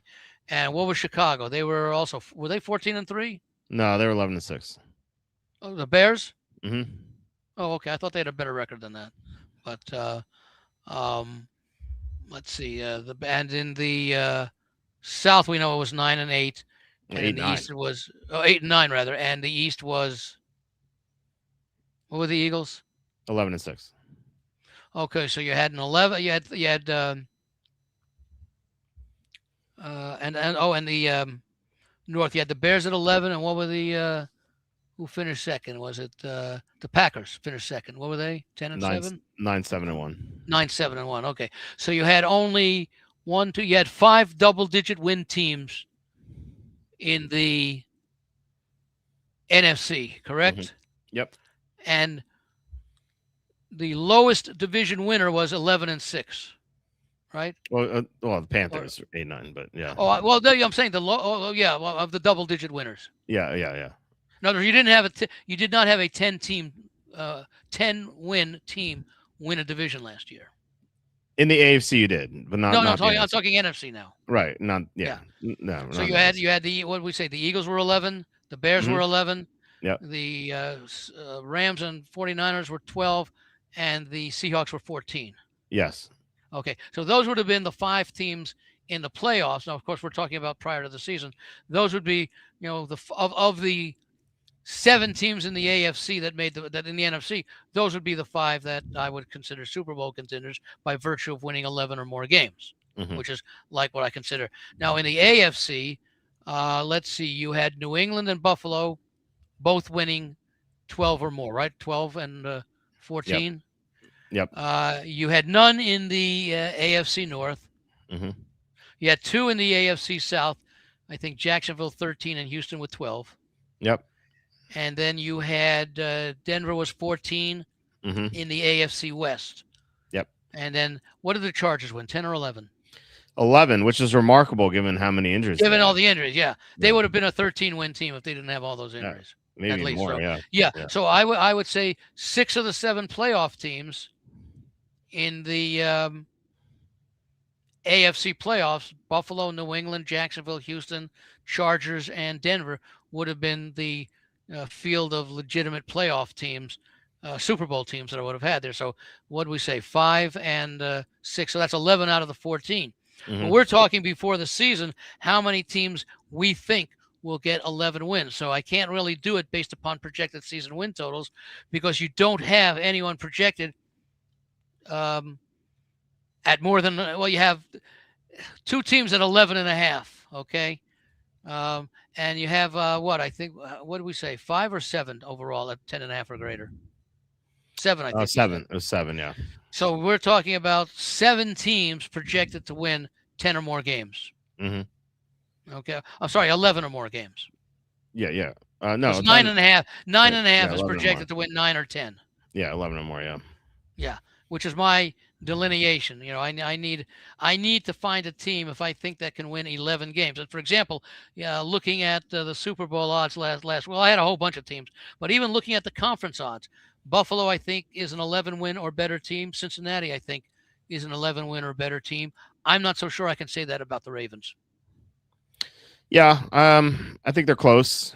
It wouldn't surprise me if they went over, but then again, it wouldn't surprise me. No, it wouldn't be surprising, but I just don't like the loss of Harbaugh. The defense still has to show improvement, and Lamar Jackson, is a year older, as is Derrick Henry, and how would ABCD? How's the receiving core, including tight end? Zay Flowers, and then nothing. A-minus. If it's Zay Flowers and an aging Andrews, like that's a 2 out of 5 stars. I grade in my previews, which I actually start tomorrow. I grade every positional grouping out of 5, and I think I gave the Ravens 2 stars out of 5. That's receivers. What, tight end and receivers and tight end. Yeah. Tight end, yeah. Yeah. Okay, so if you went A, B, C, D, F, you'd probably put that a B. For 2 out of 5 stars, now it'd be like a D. Say that again. 2 out of 5 stars would be like a D, right? I mean, 3 out of 5 would be a C. 4 out of 5. Oh, I'm sorry. I'm sorry. I was going the other way. I was saying 2 out of 5 would be a D. Yeah. Yeah. F, right. F, D, C, B, A. Yeah. 2 out of 5. Yeah. So I the defense is still suspect. You have a good running game with Henry and Lamar Jackson, but he doesn't have that great a set of receiving core. And there are still issues on the defense, which used to be a strength, but has the last 2 years maybe declined? Yeah, and their center's gone. I mean, one of the centers in the NFL. Like Yeah. even So even if they find a viable replacement, he's not going to be as good as Linderbaum was. So it's definitely a downgrade. no. Well, at least we don't believe so. Right. Yeah. I Okay. mean, You never, anything can you happen, know, right? you never really know, but it's reasonable to assume at the beginning of the season, or at Yeah. least to in your projections, that it's a decline in the position, and he can prove otherwise. But we don't Yeah. know. Right. The odds say it's going to be a big downgrade at Yeah. a very important position. Yeah. So And especially when you don't have that great of a receiving core. right. Right. You know. So, yeah. So I could see Baltimore 11-6 on the outside, but it's a shaky 11-6 for me. 10-7 is more likely. But I think if there's going to be two teams from the AFC North to make the playoffs, I have Baltimore and Cincinnati as those most likely. But I only give Cincinnati the chance at the price of 10-1 to win the division. That's fair. I mean, my question was about the Patriots, and again, there's regressions to the mean, but they were in the Super Bowl last year. Oh, I was so, going to talk about the Patriots when we got to the. We already did with the AFC East. Yeah. Right. Yeah. Yeah. The Patriots. Again, I'm concerned about the natural regression. They're going to have the target on their back more so, or maybe equal to Buffalo, because I think Buffalo still has a lot of respect, understandably so. We don't know what the new coaching situation will be. Most people believe it's an upgrade. It still remains to be seen. I would tend to think that, I liked McDermott. And, you get the team, people don't remember that they went, nearly 20 years without making the playoffs, and they made it, 7, 8 straight years? Yeah, they hit some It's kind of like brutal Marvin years. Lewis with Cincinnati. They went 20 years without making the playoffs, and they don't win a playoff game. At least Buffalo won some playoff games and made it to the AFC Championship. Mhm. Remember, when you get to the playoffs, once you get by that first round and you're in the divisional round, you're playing basically teams that are capable of winning the playoffs. Number one, you will have had a bye in the first round by virtue of winning a division, okay, or having won a wild card game to get to the second round. So you've already been able to win. You could have won at home. You could also have won on the road in a wild card game. So the fact that you have already made it into the playoffs on a consistent basis after years and years of failure for 20 years. I mean, 20 years is a long time to be without making the playoffs. The Jets are not barely more than halfway there. And that's been ages ago since they made the playoffs. Okay. But the point is that I understand the negativity towards the Bills and how much support firing the coach was. Okay, because you got us here, but you didn't take us to the final step, and that's really what it's all about. We don't want to we don't want to be hanging banners that say AFC champions. We want to be hanging banners that say Super Bowl champions. Yeah, understandably so. Yeah. Although again, he never made it to the Super Bowl under McDermott, but but they lost some close games that could have gone either way, and a number of them involve Mahomes and all that. So I still think that that's a good team, and maybe it'll be Brady who can get him over the Joe Brady who will get him over the hump or whatever you want to call it. So, but I could see New England falling back a little bit. I still think they're a playoff team. Let me see. What did I do as far as when we did the division? I did have at 10-1 Buffalo, and I did have New England at 20-1 as a possible Super Bowl play. Haven't done them yet.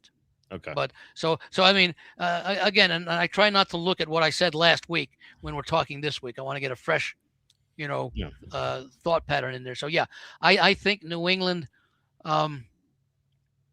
We'll learn early in the year when they face some of the tough teams how legitimate they are. Last year was a legitimate season. I mean, they deserve to be where they were. They took advantage of the schedule, but they also beat some good teams along the way. Yeah, I mean, especially late in the year, they were really impressive. So I mean, we don't know what would have happened if they had faced teams that were fully healthy on offense in the playoffs. Okay. Or capable. At the same time, they had that offensive line issue with Drake May in the playoffs. So we don't know how they would have fared if they had gotten better performance. Yeah, that I mean, offensive line. Will Campbell was not healthy at all. Like Yeah. he Yeah. was so injured that he was tipping whether it was a pass or a run. He played early. He played well early in the year, which was a Yeah, rookie year. So right. we have to believe that had he been healthy, the Patriots. Well, we don't know what would have happened because they won those games, even though they were going up against weaker offenses. So the question is more, how would the Patriots have fared with or without Campbell at full strength if they were going up against top 10, top 12 offenses? Yeah. At least top 10, 12 offenses based upon the condition of those offenses at the time they played in the playoffs. Chargers with all the issues. We had some issues, I think, with the Texans, etc. Stroud, yeah. Yeah. So, so I think the Patriots are a good team. I do think they're good enough to make the playoffs, but I don't know that right now I'm ready to put them in that 11-win team that I would consider a Super Bowl contender. At the same time, I just said at 20 to 1, they're worth a play. So I'm sort of wavering between are they 11? I like 11, but I really like 12. So I'm sort of wavering between 11 and 12. Okay. So okay. The fact that I would play him at 20 to 1 to win the Super Bowl. Yeah, and it makes sense. So, okay, we'll go to the next division here, which is the AFC South. We have the Texans as the favorites at plus 135, the Jaguars at plus 190, the Colts at plus 370, and the Titans at plus 850. I think we like a team here. Who do you like here, or Okay, the division. What'd you say Jacksonville was plus how much? 190 on FanDuel, and on DraftKings they're plus 245 on DraftKings. I'm going to use the plus 190 as the more representative. No, as a more representative. I prefer to be conservative when I'm doing my considerations, and then if I find out that 240 is closer to the actual number, which I don't think will be the case. I think Jacksonville will draw money over the summer. Houston's got the great defense, but they've got the issues. Now, when we did the Super Bowl, what are the conference odds?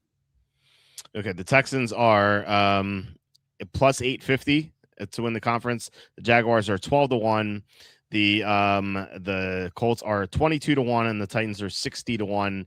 And I want to check the conference odds for the Jaguars just in case they're just this off. I thought what did you say 12 to 1? Didn't you say 12 to 1?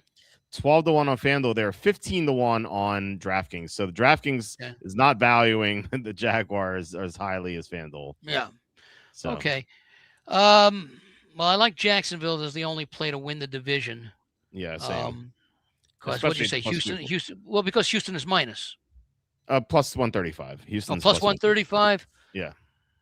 I'm going to write that down. There's a possibility. Would you consider betting both? The only way you lose is if the Colts or Titans win. Doesn't seem likely. Yeah. Okay. I might consider, winning both because it's a head-to-head basically, and you're getting plus money. Yeah, especially if you're getting plus you got Indy and Tennessee in there. Yeah. Do I win 145 net? Yeah. Or do I win 35 net? Yeah. Well, you don't even have to balance it out. Like you can make Jacksonville your main bet and have Houston as a mini hedge. Yeah. Do that. I could do that, but I would think about that. And as far as the Super Bowl odds are concerned, I'm sorry, conference odds. Yeah. I have them down as strong considerations. Jacksonville, both of them. Both Jacksonville, of them. Okay. Houston at 850 because of their defense. Okay, and Jacksonville apparently 15 to 1 on DraftKings. Yeah. That's a strong number. I'm writing down the 12 to 1, but okay. Believe me, when I go to make a wager, I'll be checking to see that I can do better than 12 to 1. Sure. Let me ask you this. Would you rather bet, because we both like the Jaguars, would you rather bet the Jaguars to win the AFC at 15 to 1 or the Super Bowl at 30 to 1? And keep in mind, you avoid the Rams, that Rams powerhouse if you only bet conference. Okay, would I rather bet the Jaguars at 12 to 1? Yeah, or 15. Or 15 to 1 versus 30 to 1 wins Super Bowl. Well, I think when we went before, that's when we sort of got sidetracked with the number of wins and everything. I think before I said that I felt that the top of the NFC is better than the top of the AFC. So Yeah. I'd rather have Jacksonville to win the conference rather than to, well, maybe in addition to winning the Super Bowl. But if I had to choose between the two, I'd probably take at 15-1 to win the conference. Yeah, Now, keep I in think mind, that's fair. I will be playing exactas, and it's quite likely I will have Jacksonville and Rams both ways. Yeah, that's true. Yeah, you could definitely have that. So, You know, yeah, it's interesting. Okay. Yeah, I agree yeah. with you on that. Okay, let's go to the AFC West to close out this conference. We have a two-way tie for the division. We have the Chiefs and Chargers at plus 180. We have the Broncos at plus 210, and then we have the Raiders at 15-1. And I'm curious to see if we have a tiebreaker in on DraftKings. We do. DraftKings is the Chiefs at plus 160 and the Chargers at plus 190. But we'll look at these odds. On FanDuel. What did you say they were? Plus 180 and plus 190 that you have there, or plus both 190? Both are plus 180. Both the Chiefs and Chargers are plus 180. The Broncos are plus 210, and the Raiders are 15-1. Although if you really like the Raiders, you can get 20-1 on DraftKings. Oh, I like the Raiders, but not to win the division. Yeah. I'll be going to that game against Kansas City in early October. We've already got the tickets for that one. Considering some of the other divisions where I have better opinions, I don't know that I could play any of those top three teams because they're so close. You know, what's the difference between plus 190, plus 210? Yeah. And, that looks like the race in the NFC West from last year and maybe this year when we get there in a little while. Yes. So unlike the AFC South, where you can bet both Jacksonville and Houston and get a plus price on both of them, you can't do that in the AFC West. Because if you choose two out of the three, let's say you play the Chiefs and the Chargers both at plus 190. Okay. Hey, Denver can win the division. They did last year. Okay, as opposed to Jacksonville. Okay, I'll take Jacksonville and I'll take Houston. Well, Jacksonville won last year. What if Houston wins this year? Okay, I'm fine because I've only got two plays. Now, my profit's diminished by playing two plays, but the idea is the risk of collecting is a lot lower, or the risk of profiting is a lot lower on betting Jacksonville and Houston than it is on betting Denver, Kansas City, and the Chargers, because unlike Jacksonville and Houston, where you can all but eliminate, and again, it's nothing against Colts fans, but you're all but eliminating the Colts and the Titans.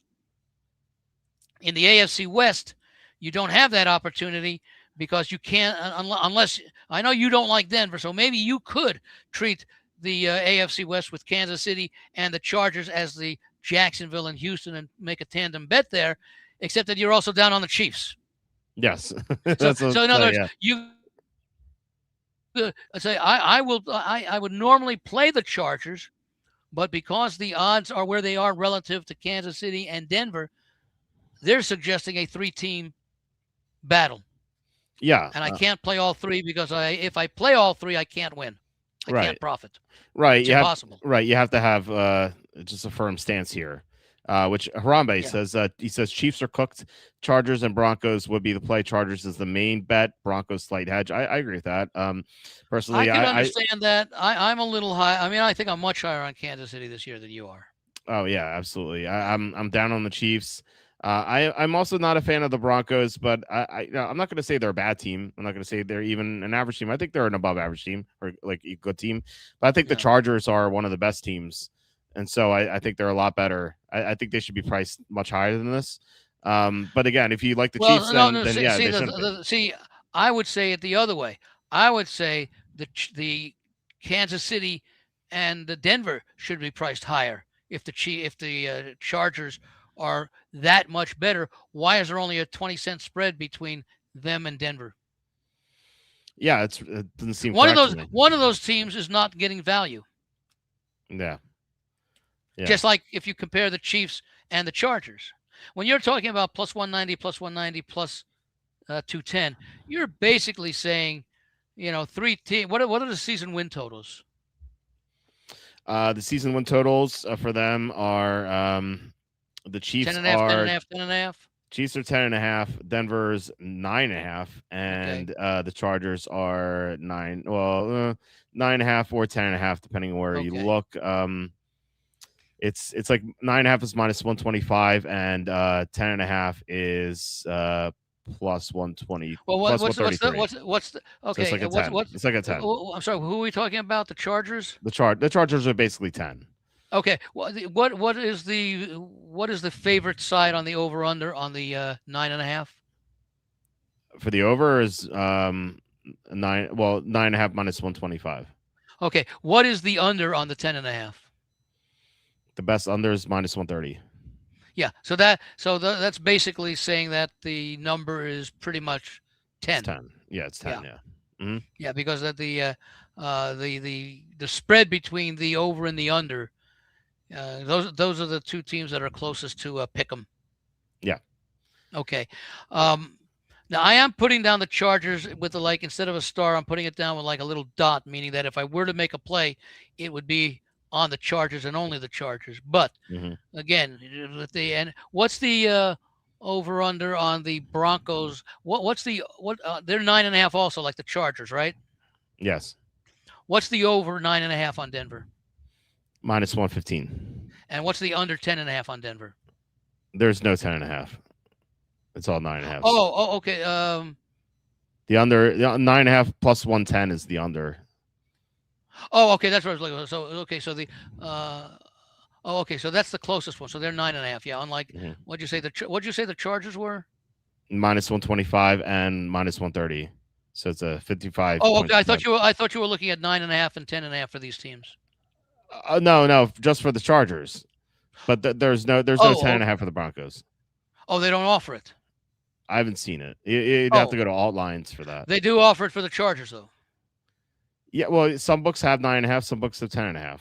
Oh, okay. I thought you were looking at the same book that had 9.5 and 10.5. Circle will have that. Okay. Well, yeah. The for the 9.5 minus 125, the 9.5 is plus 105, and for the 10.5 team? For the Chargers. Team? The Chargers. Oh no. We already did the Chargers. I didn't realize that you had one book at 10.5 and one at 9.5 for the Chargers. You don't have any book at 10.5 for the Broncos. No. It's a solid 9.5 with varying VIGs over under. Okay, yeah. So So if I were to play it, I would go with the Chargers. But the reason I can't is because the odds makers are pretty much saying that these teams, there's not that much that separates those three. Yeah, it's half a win. Denver's 9.5, Chargers are 10, Chiefs are 10.5. So that's what they're priced at right now. Yeah, and but see, you are down on Kansas City and you're down on Denver. Who are you more down on this year, Denver or Kansas City? Probably Kansas City. Kansas City, yeah, for sure. Okay. Yeah. So, if you eliminate Kansas City and you play the Chargers and the Broncos, then you're in the AFC South situation where you're going to profit on either of them. Okay. Yeah. Or if you're down on Denver more, you could play the Chargers and the Chiefs, and then Denver's there. So the problem is, and that could be the AFC South. The problem, and I think I sort of said it before, is that in the AFC South there are only two possible winners. In the AFC West, based on the odds, there are three possible winners, and they're all close. Yeah, I mean, look, I'm as down I am on the Chiefs. Like, you can't dismiss them. They have Andy Reid and Patrick Mahomes. You can't do that. So and Spags. Right. Chris Jones and et cetera. So I don't think they're going to do well this year, but I won't completely dismiss them. So I agree. No, and keep in mind that just because we're discussing these things doesn't mean you have to bet them. Yeah, right. And that is one of the main reasons why, for example, I like Jacksonville and Houston plus, but I can't play any. Like I said, if I had to play, that's why I'm putting it down with a dot instead of a star. I would lean towards the Chargers, but I'm almost certain not to make the play unless there is a significant change in the odds, which I can't see any change in the odds being more favorable to the Chargers than they are now. Yeah. Yeah, it's true. Speaking of the Chargers, Fastball Freddy says if Joe Alt stays healthy, Herbert's going to be a top 3 MVP candidate. I agree with that. I think he's a good bet to win MVP this year I with could see absolutely, yeah. with Mike McDaniel there, improved offensive line, young receivers having more experience. Yeah, for sure. I heard someone talk yesterday. I think they were talking about the Atlanta Falcons. For what? And they were talking about Atlanta's Super Bowl odds, like 70 to 1 or something. Okay. And then they were talking about how they like Tua. Oh my God. As a quarterback, that he's got better talent to work with. To stand on the sidelines? No, at like 300 to 1 to win MVP. Jeez. Okay. Now, the thought is, if you like the Falcons to win the Super Bowl, or possibly get the #1 seed, which I guess is possible playing in the NFC South, that maybe you would play Tua to win the MVP at 300 to 1, as opposed to the Falcons at 100 to 1, or maybe make a small play on Tua, thinking that if the Falcons have that kind of success, Tua is going to be in the MVP conversation. Remember, 2 years ago, he had that outstanding season. Yeah, well, Miami. A lot has changed since. Yeah. But there are many There are many players who have a great season, suck, and then come back. Yeah, I mean, you can light your money on fire too if you want the same result. I don't know. I personally don't think the Falcons, although I think the Falcons, I think we talked about Falcons may be better, but I still think they're 4th in the division. 3rd or 4th, yeah. I look. They have no pass rush. Their offensive line is losing players left and right. Quarterback in situations a mess. They have no second receiver. New coach. And the coach might be good. But good coach. Yeah. And good coaches can do things with the talent they inherit, or go out and get other talent. I think I told you this last year. Do you know the? Can you name the 2 quarterbacks who won with a new head coach in the NFL history? I think I actually. Okay, hold on a second. No. I might be like ChatGPT here and mess this up, but what was it? The 2 coaches who won Super Bowls in their first year with first-year quarterbacks, or just who won Super Bowls with first-year quarterbacks? Who were the quarterbacks to win Super Bowls with new head coaches? With a new head coach. Yeah. I'd have to go back and think about it. Was one recent? No. Okay. Not at all. Quarterbacks to win. Well, that could also be a quarterback who went from one team to another. Or is it the first year that the quarterback played with a new coach? Yeah, because it's a first year head coach in the NFL. So yeah, it would have to be. Yeah. Well, no. Is it a first year NFL coach or a first year quarterback with a new team? Just forget quarterback. I'm just asking you. There have been 2 first-time head coaches to ever win a Super Bowl. Who were the quarterbacks of those teams? You can name the coaches if you want, but my point is. Okay. Yeah. No. Yeah. I think one was back in 1970. McCaffrey of the Colts. Yes, and who was you remember the quarterback, right? Was that Unitas still? It was Johnny Unitas. Okay. Yeah. At the very end of his career. Yeah. Okay. And let me see. The other one, first-year head coach. Was that Cowher? No. Bill Cowher? No, it wasn't Roethlisberger. Okay. Roethlisberger won in Tomlin's second year, I believe. Okay. It was not Brady or Manning. No. What conference was it in? NFC. NFC. Yeah. I was going to say Joe Gibbs, but they didn't win it in his first year. No. Let me see. Oh. First year head coach, George Seifert. Yep. And who was the quarterback? I think by that time it was Steve Young. No, it's still Joe Montana. Still Montana? Okay. Yeah. So here's my point. The 2 quarterbacks who won with first year coaches, only 2, were Joe Montana and Johnny Unitas, like 2 of the best quarterbacks of all time. Well, I wouldn't put Unitas in that class because he was a shell of himself at the that may have been his last year. I think he ended up going to the Chargers to end his career. Yeah. Okay. But he was at the end of his career. Montana was late in his career because remember, he went on to have a great year with Kansas City. Mm-hmm. You Yeah, know, for sure. when Steve Young took over. So now if Johnny Unitas had done one with the Colts, for example, back in the late 1960s, Yeah, at the prime of his career, played. Unitas played 3 more years after that. But yes, yeah, I mean, did he was anything? he was still older though. That was his last. He was probably in his years 34, 35, 36 because quarterbacks didn't play into their late 30s back then.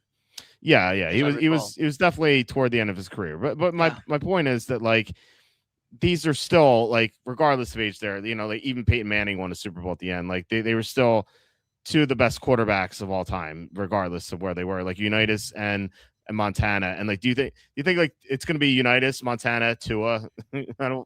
I just don't see it. You know. Well, okay. Now the question was for a first-year head coach. Okay, not first-year NFL coach, first-year head coach anywhere in the NFL, not just with that team. I have to look that. Actually, yeah, I don't know. I have to look that up. Still, because I think McCaffrey. I think he replaced Shula. Yeah. When Shula went over to the Dolphins. The Dolphins, yeah. So it's I don't know. I mean, I don't expect the Falcons to be there. It's they have so many holes on their roster. So yeah. And Tua, he's had so many concussions. Like he's not the same player he once was. Like it has to be factored into whether he's going to be able to play a complete season, and if there's a price on that, I'd be interested to see. Of course, you got Penix there, but I'd be interested to see that what the price would be on a prop. Will Tua start 13 or more games for the Falcons? I would definitely go under. Like, is it even going to be Tua for sure? That's what I'm saying. That's why I was trying to come up with the right number. Mm-hmm. I think Tua is going to start the season. I don't know. Penix is banged up. I think that's the only reason why Tua would start. Yeah. And I think, Stefanski likes Tua, or he wouldn't gone out and get him. He's faced Tua, so. I guess. I don't know. I feel like any quarterback looks good. Just remember that your opinion and my opinion is irrelevant to what the coach and the organization thinks, even if it might be a better opinion. Okay? But we don't know that because we're speculating on something that hasn't taken place yet. You know what's crazy is if Stefanski likes Tua based on what he's seen of him, there is this result: Browns 31, Dolphins 6 last year. Tua was benched in this game for being awful. Yeah. He was like truly dreadful in this game. 12 of 23, 100 yards, 3 interceptions. Like remember, like, this guy's pretty good. Remember, he wasn't just looking at that one game. He was probably looking at Tua's last 3 or 4 seasons. And you can pick up horrible games for every quarterback. Tom Brady had horrible games, not very many, but he had them. So you can always be selective. But if he took in the body of work and he said, I can fix those mechanics, I can fix that. Hey, look what he did here. Look what he did against this type of defense. We can, fix that and all that. So we don't know what the parameters are that coaches use to those kind of evaluations. And I don't think they're going to be specific when they say, well, we saw this, this, and this is we can correct it, as opposed to, well, we saw a few things that we know Tua can be improved upon because he's shown it at times or something like that. So, that's part of it. He had like I'm not playing Tua to win the. I'm not playing Atlanta to win the Super Bowl or MVP. I'm just pointing out something that I heard, and it does make sense when you are considering MVP votes versus Super Bowls. Is that if there's a quarterback that is not highly thought of, but the team is, and they have a chance to win the Super Bowl, maybe you do better betting the quarterback for MVP. I think that's a good point. But who made that prediction? Was it someone known or is it some? It was someone on VSiN.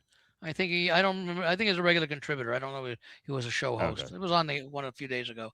But what it did is it came up with the thought, and I was pointing out the specifics, but it could have been any quarterback where the team is a long shot to win the Super Bowl, but the player is capable of having a good enough year that if he has a good enough, now, of course, obviously only one team can win the Super Bowl, but there are only realistically, 10 to 14 teams that could be possible candidates, as opposed to any number of quarterbacks who could be, or outstanding other players who could be, let's say, quarterbacks of winning MVP.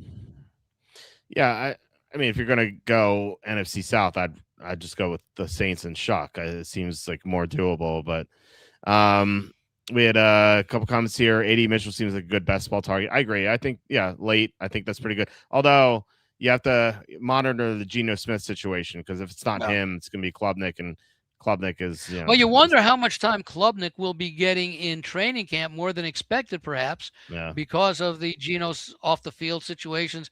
Will he have to show up for arraignments and things like that during, training camp? I think it's still we'll a very definitely much see more time. unknown situation. And remember, it's one injury away from Brady Cook, which we know what's going to happen there. Well, I wonder if they might not be looking at Klubnik as the backup to Geno. I'm saying if Geno's suspended, we're one injury away from Brady Cook playing. So. One injury to Klubnik. Yeah. So. Yeah, that's, although I'm sure they'll sign a veteran. But anyway, I saw it, but was that free Geno or fire Geno? It was free Geno. Is the Mina Kimes burner account or something? You think Denzel Boston would be good in the fantasy? I don't know. I mean, the Brown situation, I just don't want to touch it. Like, Casey Concepcion's the guy I like, but do you really want to tie any fantasy receiver to Deshaun Watson or Shedeur Sanders? Well, the fact that Cleveland is likely to be trailing, and probably by bigger margins than they were last year when they had Garrett. Yeah, he may get opportunities.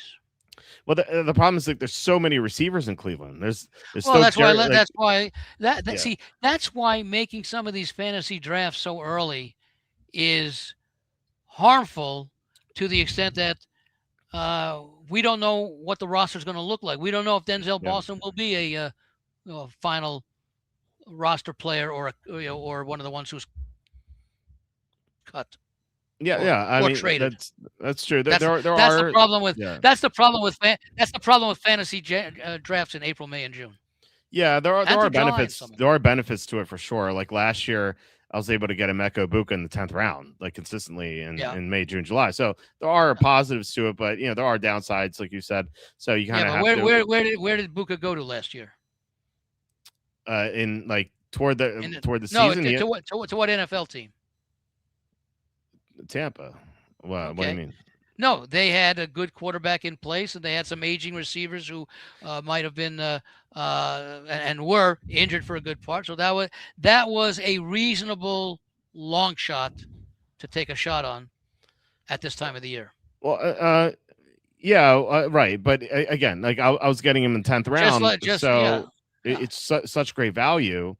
Whereas by August, everyone caught on, and he ended up he was going 4th round by then. Yeah. So there are positives and negatives to it. What I do is, do you think Denzel Boston would be a good pick today?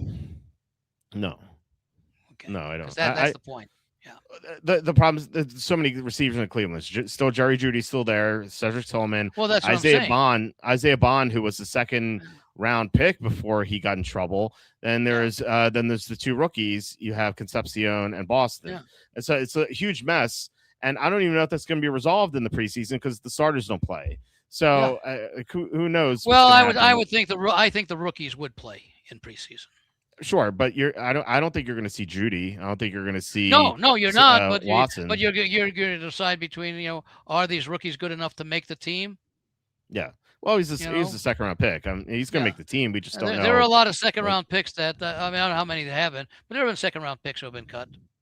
Yeah, it seems unlikely. And like even if he makes the team, it's like, is he going to be the 5th receiver, or is he going to be the 3rd receiver or 2nd? Yeah. Well, that's what I'm saying. That right now it's too early. With a guy like Egbuka, you had reason to expect that, being where he drafted, but more importantly, the injury concerns that Tampa had at the position, that you would think that there's a good chance that if he doesn't start the season, he'll be playing by October.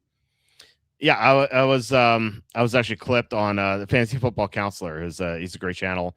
He has a lot of followers. Yeah, he had me on a couple of times, and I said It wouldn't surprise me at all if Emeka Egbuka is the receiver 1 in Tampa by week 3 or 4. And so that's exactly what happened. And he clipped it. He's like, this And is you'll be on again this year. I was already on. Yeah. Okay. So yeah. Oh, was that early last year? Yeah, it was When about you this did time. Egbuka? Yeah, it was Okay. about this time last year. Yeah, like I said, around this time, I was drafting Ibuka like crazy in round 10. And then when it gets to Okay. round 4, it's like, I still like him, but round 4 is kind of rich. There's a lot of other good Yeah. prospects or good fantasy Yeah. players. So, Well, yeah, it's also a hedge against being wrong. Yeah, that's true. Yeah, for sure. Let everybody else pick him in 4. If I'm wrong about Egbuka, the guys who picked him in round 4 are screwed. Mm-hmm. I'm not screwed as much. I picked him in round 10. Yeah. It's like buying Micron at $400 a share. Yeah. And then now it's $1,200 a share. Do you buy it now? Like, I don't know. So yeah, it's the same thing.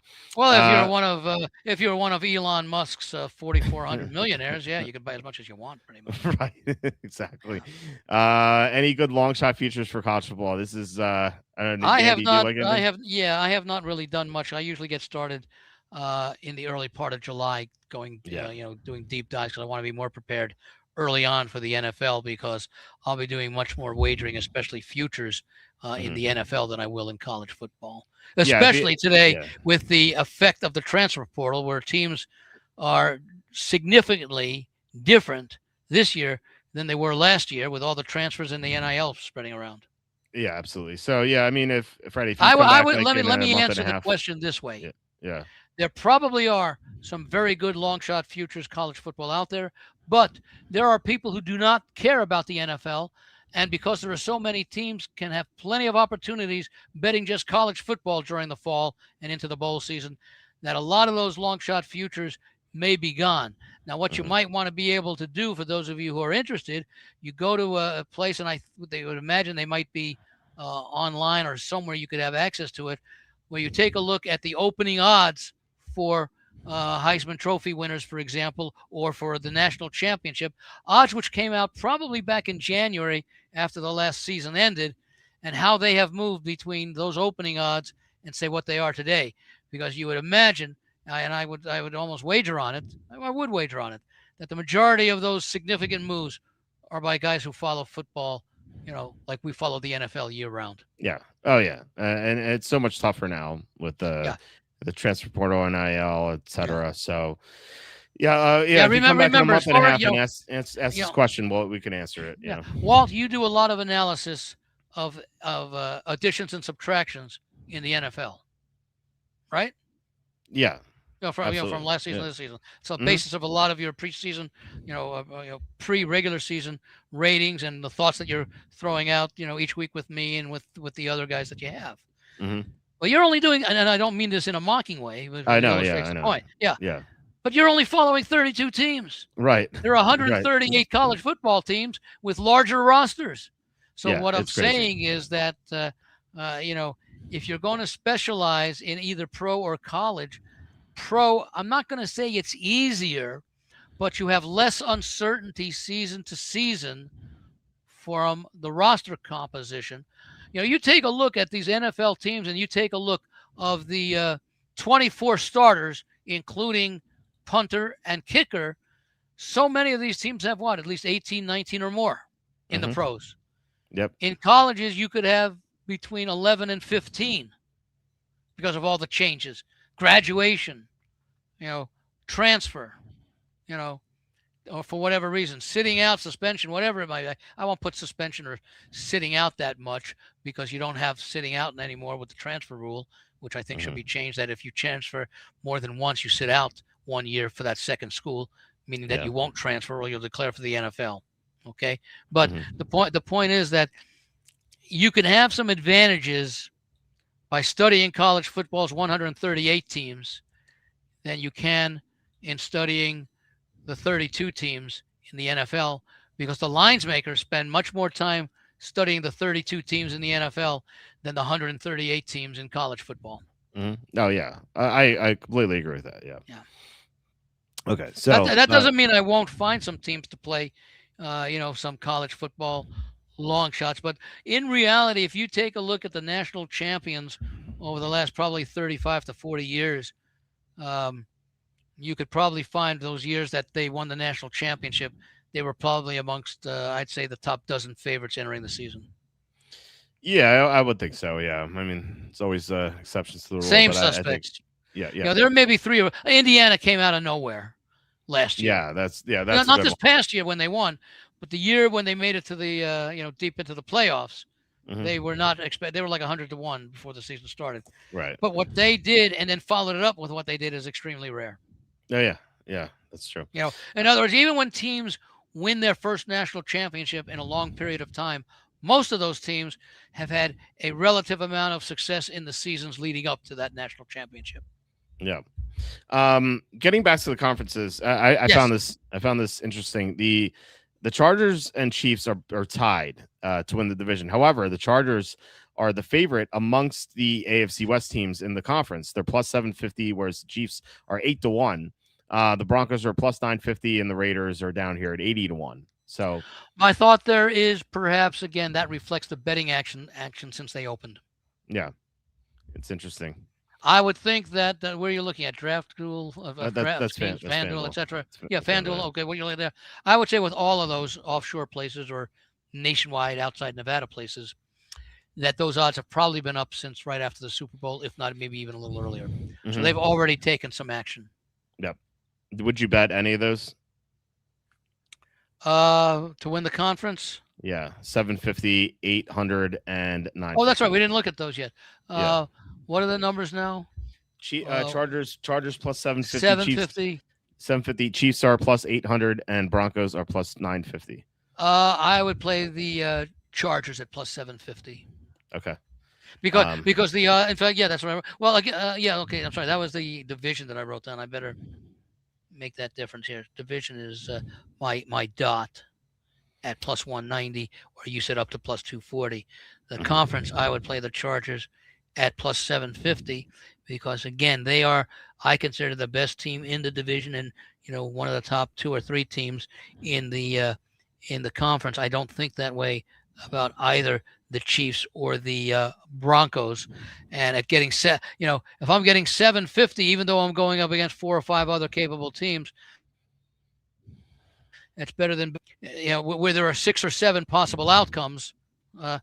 When we're doing like the divisions, and you're getting 3 possible winners that are very tightly priced to one another, that you can't do what we can do in the AFC South.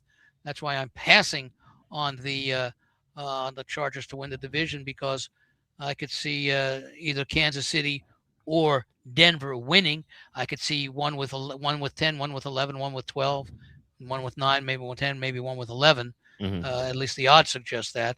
But I think overall, of the 3 teams, even though the odds are priced close for both the division and the conference, I think that once again, your path through the playoffs would suggest that the Chargers have, I think, the better chance of going further than I do either the Chiefs or the Broncos. I'd probably rate it Chargers, Chiefs, and Broncos in that order, but I think that's what the odds also suggest. Yeah, Chargers better at DraftKings at plus 830. Just wanted to point that out. Okay, Heck, they're even better right now at 10:30 Pacific time. Yeah. Okay, let's get to the NFC. NFC East.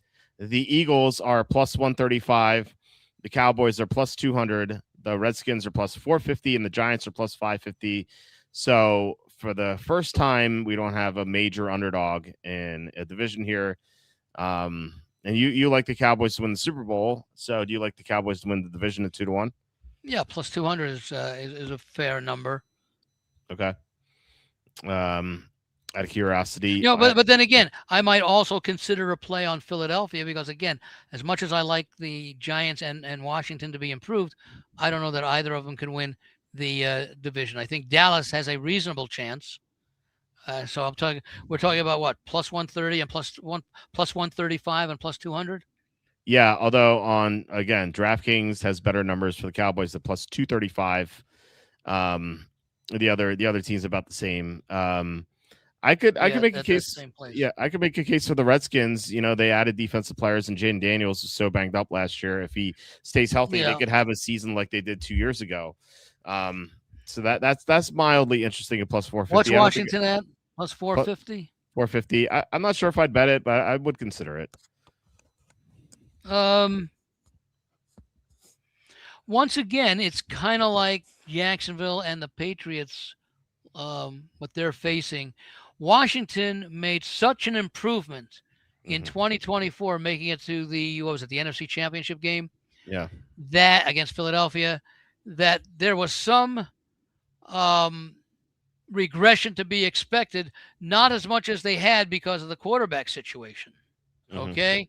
So we don't know if Washington will be closer to the team that was 6-11 in 2023. Is that what they were? Yeah. The team that was 12-5 in 2024, or the team that was, what were they last year? 6-11 again, or worse, 5-12? 5-12. Yeah. Okay. We don't know what Washington will be this year. It might be somewhere between. Do I think Washington will be closer to the 12-5 than the 5-12?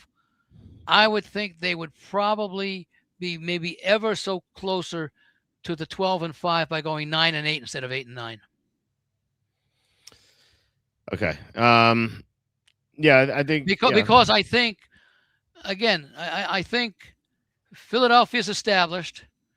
Dallas is semi-established as far as their roster and that's concerned. Washington and the Giants, I think, are still building. Although Washington had had that year 2 years ago, and that was the first year for the quarterback. You take a look at Dallas's offense; that's experienced. Yeah. You don't have that for the Giants and the Commanders. Okay, so I think I've expressed it before.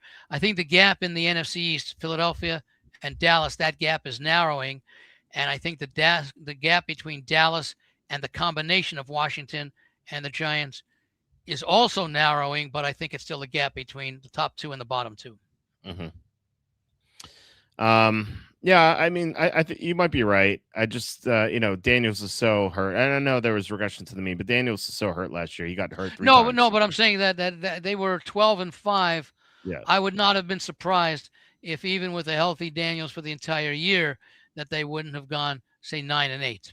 Right. Yeah. I don't know. I mean, we'll never know, I guess. But yeah, you could be right about that. No. I mean, again, we don't know the answer. I'm just saying it's reasonable to. I'm going to use the word assume or to conjecture. Conjecture is a little bit not as strong as assume. Okay, so conjecture that Washington, because of the great progress they made in 2023 with the rookie quarterback and a first-year head coach, not a rookie head coach, that there would be some. Again, they played a more difficult schedule last year as well. Yeah, by finishing second in the division the year before. Yeah, that's true. I think they finished. Yeah, they finished. Yeah, I don't think Dallas made the playoffs 2 years ago. No. Yeah. Okay, so for the conferences, for the conference here, we go down to the NFC. The Eagles are plus 950. The Cowboys are 13-1. The Redskins are 25-1, and the Giants are 35-1. And I want to check how the Cowboys are in the conference because they're 13-1 on FanDuel, and on DraftKings they are also 13-1. Interesting that. Yeah. They have such a better price on DraftKings for the division, but they're the same for the conference. So what about the conference? Would you bet? Well, I guess the thought there again is that the division odds. Are you talking about Washington or Dallas? No, Dallas. Okay, I guess the thought that is that there's more competition to get by in the conference. Well, there's relative to the number of possible teams. There's more I guess they are saying that relative to the number of teams that have a realistic chance of winning the conference, there are fewer realistic. There are more relative teams in the Giants and Washington that could win the division compared to what would some of the other odds be? Well, we'll get to the other 3 divisions. We'll look at it as far as what the range of spread of the odds are between the 4 teams. Mm-hmm. I don't know that I would consider. I'll put Dallas down, much like in the conference, much like I do the Chargers. Okay. I would put them down at what's the price for the conference? 13-1. Yeah. Okay.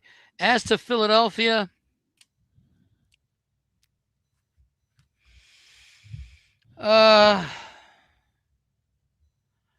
Yeah, I obviously I don't like the fact that they lost at home to San Francisco, and that was a game that San Francisco took control of in the fourth quarter, as I recall. Hmm. And that was a wild card round game, not a divisional game. I mean, that was a yeah, that was a Yes, wild card round game, not a wild card. divisional Yeah, game. yeah, Yeah, it's a 3-6 matchup. Yeah. yeah. Um, and I'm trying to think, can Dallas beat Dallas? Can Dallas? I'm playing because of the odds. Hmm. They'd still have to beat the same teams that Philadelphia would beat, and but you're getting what's the odds on Philadelphia there? Plus 950. Plus 950. I'll put that down as marginal. Okay. I'm going to put both Dallas and Philadelphia down as possible, as opposed to likely. Okay. So Philly is plus 950. Yes. Yeah, And that's Dallas, not a bad price. yeah, Dallas 13-1, and again, I have a little interest in the Redskins at 25-1, but again, I'm not sure if I'm going to do it, but Yeah, I could see it happening. yeah. The thing with me is that go back to those division odds again. Okay, here we go. Yeah, that right there. Yeah, see, I could see they're doing the same thing plus, and it's almost the same numbers that we went before with Jacksonville and Houston, because if either Philadelphia or Dallas win the division, and as much as Washington or the Giants might be improved, the odds are long, not terribly long, but Yeah. not unusual. I mean, they're not like Miami and Jets, the two bad teams in the AFC East. These and probably, in fact, let's take a look at the NFC North right now just to see what the odds look there, because I can see a similar thing there.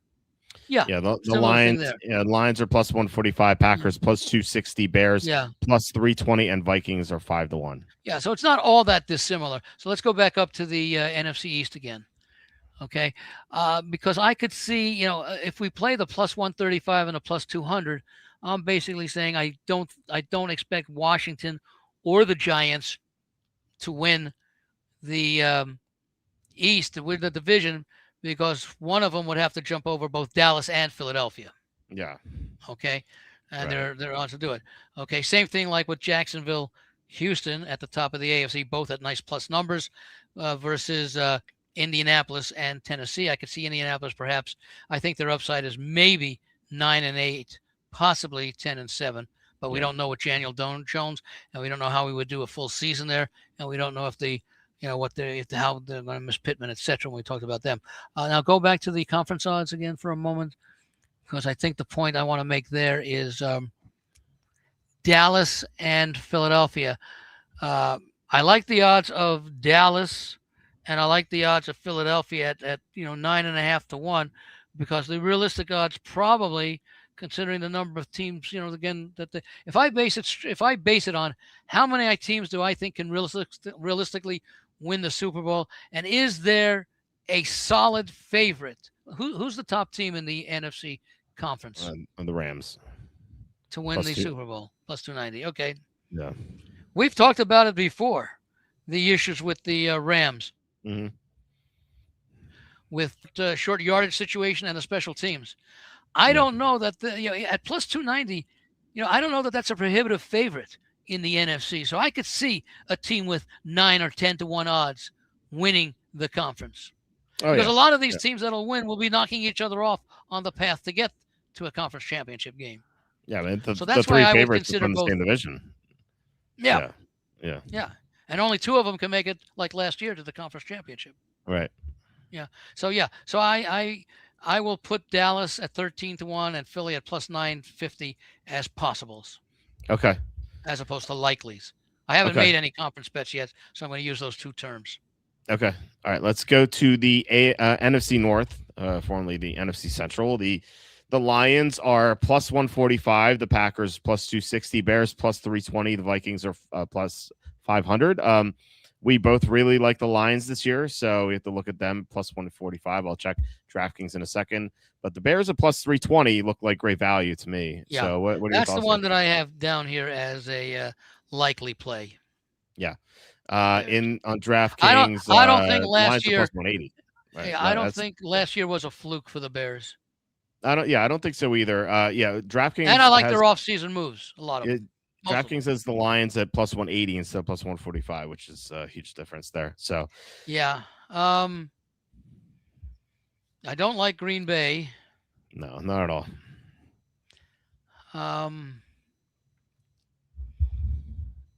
Are the Lions that much better than the Bears? I think they're definitely a tier above, but is that? But are they? But is the gap between those two teams Yeah, justified? I don't think. And No. or let's put it this way. Mm-hmm. Yeah, I would think that based upon the rosters and the coaching staffs, that they should have flipped Chicago and Green Bay around. Oh, 100%. Yeah. And in fact, this might be a situation. Although I like Minnesota's defense, we don't know the quarterback situation. This could be another one where I could put, Detroit and Chicago and eliminate Green Bay and Minnesota, and again have a very nice win if one of those two wins. Yeah. I if you were to tell me Kyler Murray's going to play every game, I could see Minnesota, but he's only done that once his whole career, so you can't really rely on that. Well, plus Minnesota has. Would you say they have the best defense in the NFC? Maybe with Seattle. The Eagles are up there too. They lost Jonathan Grenard, so we'll see how that impacts them. Who did the Eagles lose? They lost Jalen Phillips, but then they got an edge rusher back. Okay, how about Minnesota? Who'd they get back? No one. They didn't. Well, they have some young guys like Dallas Turner was a first round pick. The Eagles got Grenard, by the way, in the trade, of course. So the Vikings pass rushers, they have Dallas Turner is going to take a step, then Andrew Van Ginkel. So they still have good pass rushers. No, so I like Minnesota as a. I don't like them because of the offense. I can't try. It's kind of like.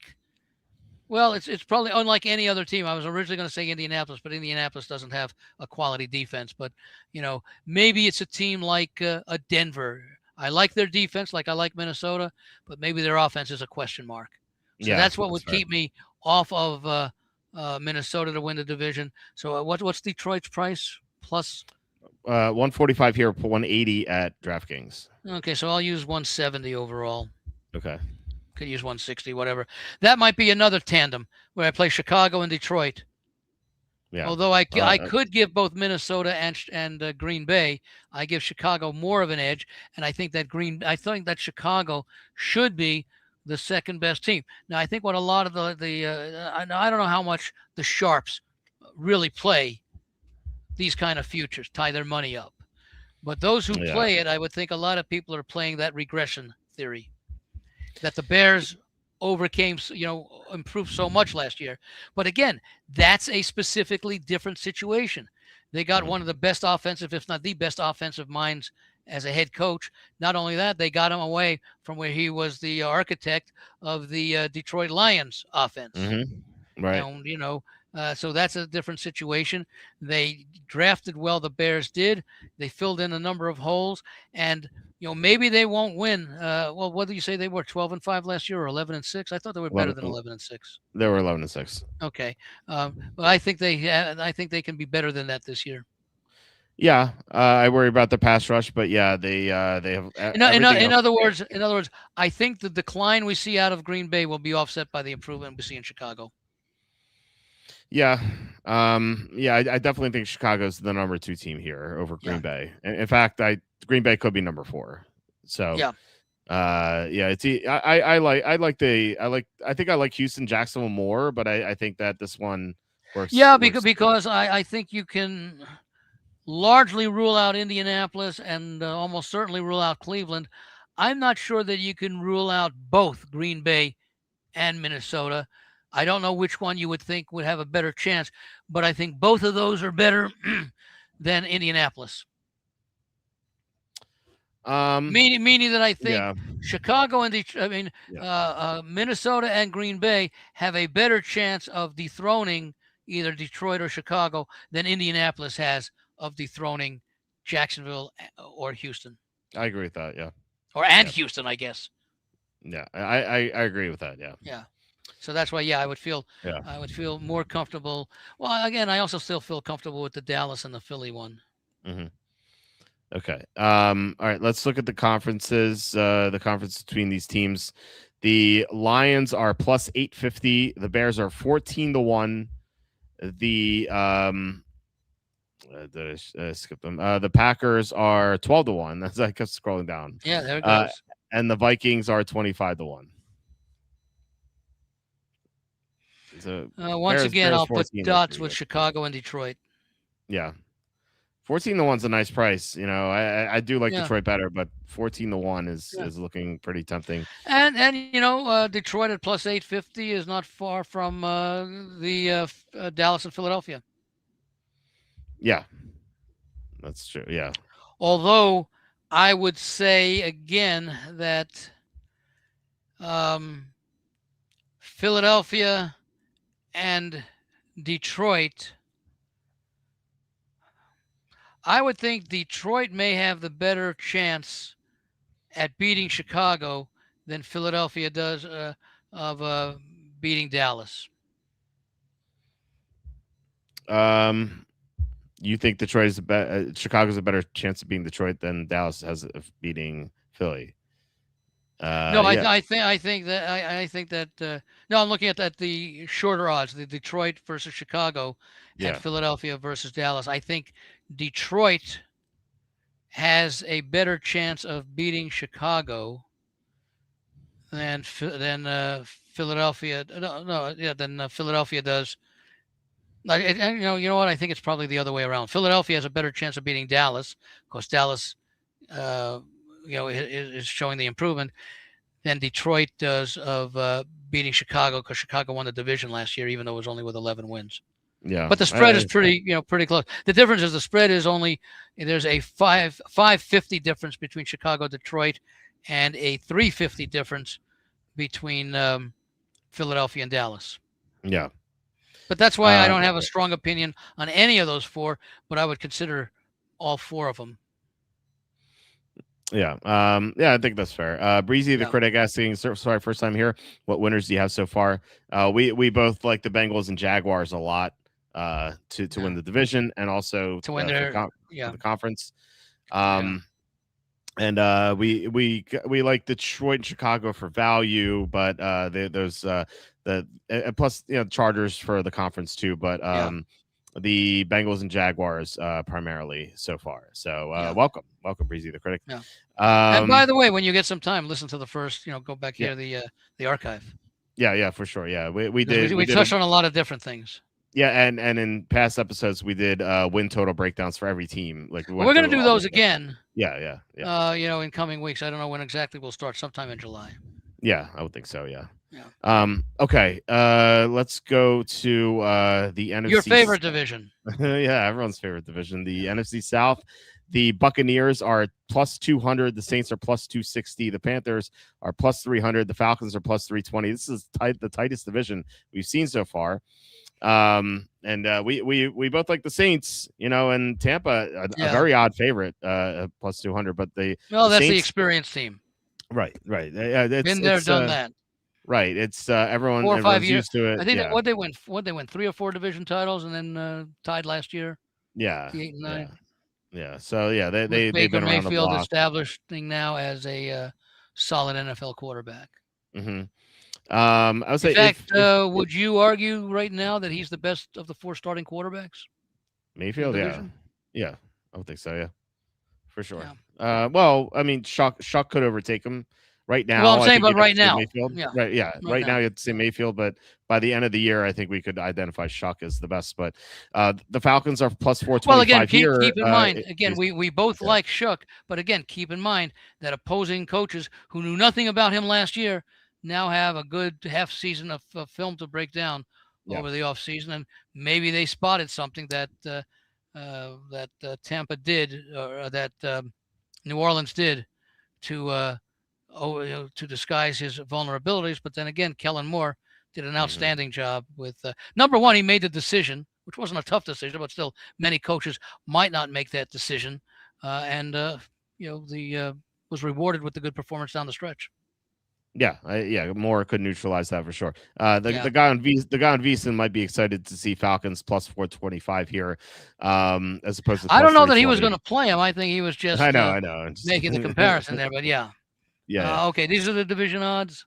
Yeah. Who do you like? I mean, we like the Saints, and I know you like the Panthers a little bit. Yeah, Are you betting any of these? probably not. Yeah, I don't think I am either. Um, the Saints at plus 260. It's okay. Again, it's it's a 1 year thing with the Saints, but then again, it's similar to Jacksonville in Mhm. some ways, where you had a first-year head coach. And I've always liked first-year head coaches who have success, whether it be over the course of a full season, like we saw with Jacksonville, or a strong finish to his first season, as we saw with the Saints.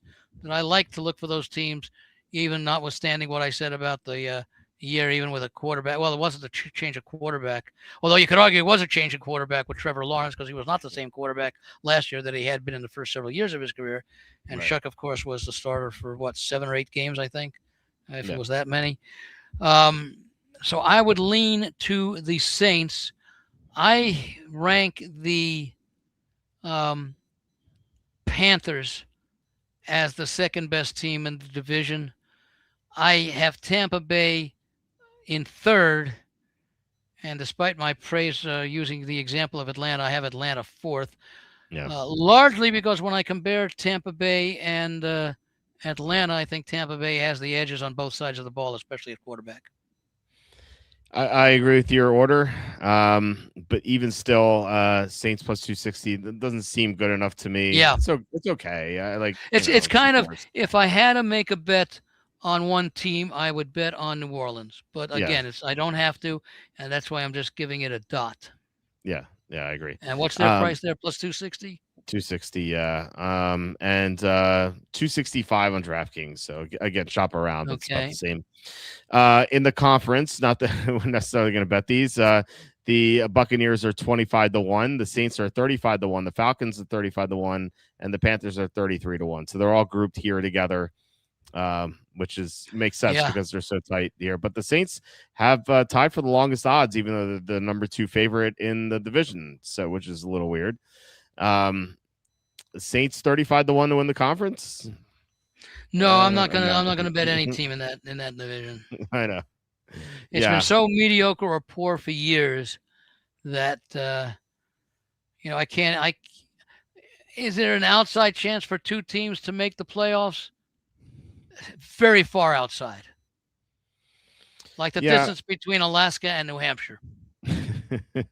Well, if you like the Saints like I do, and they're 35-1, and they're if they win the division, they obviously get a home game. If they win that game, you're gonna have a 35-1 with only 2 wins to go, and you can hedge that out very easily and potentially make a good profit. 2 wins to win the conference. Yeah. Well, the thing is that you figure if the Saints make the playoffs, they will likely be the weakest of the teams to make the playoffs, regardless of who wins. And they are likely to be the weakest of the division winners, and they are likely to have the least most recent playoff experience, with the possible exception of Dallas. Mm-hmm. And even Dallas, well, when was the last time? Well, the Saints made it, I think, when Breeze was still quarterbacking. Yeah. And Peyton was still there. Mm-hmm. So, but that was a long time. Well, I don't know who made it more recently, Dallas or let me see here because I've got the book out here. So let me see. Dallas last made the playoffs. Actually, I think they made it in 23. I think it was. Yeah, they got blown out at home by Jordan Love and Aaron 48-32, and they had actually made it 3 straight years: 21, 22, and 23, when they went. Let's see, 12 and 5, 12 and 5, 12 and 5, 12 and 5. Because they won the one playoff game in 2022, and they dropped to 7 and 10 in 2024. What were they last year? 9-7 and 1, or 7-9 and 1, or 7-9 and 1, 7-9 and 1. Okay. Yeah. Okay.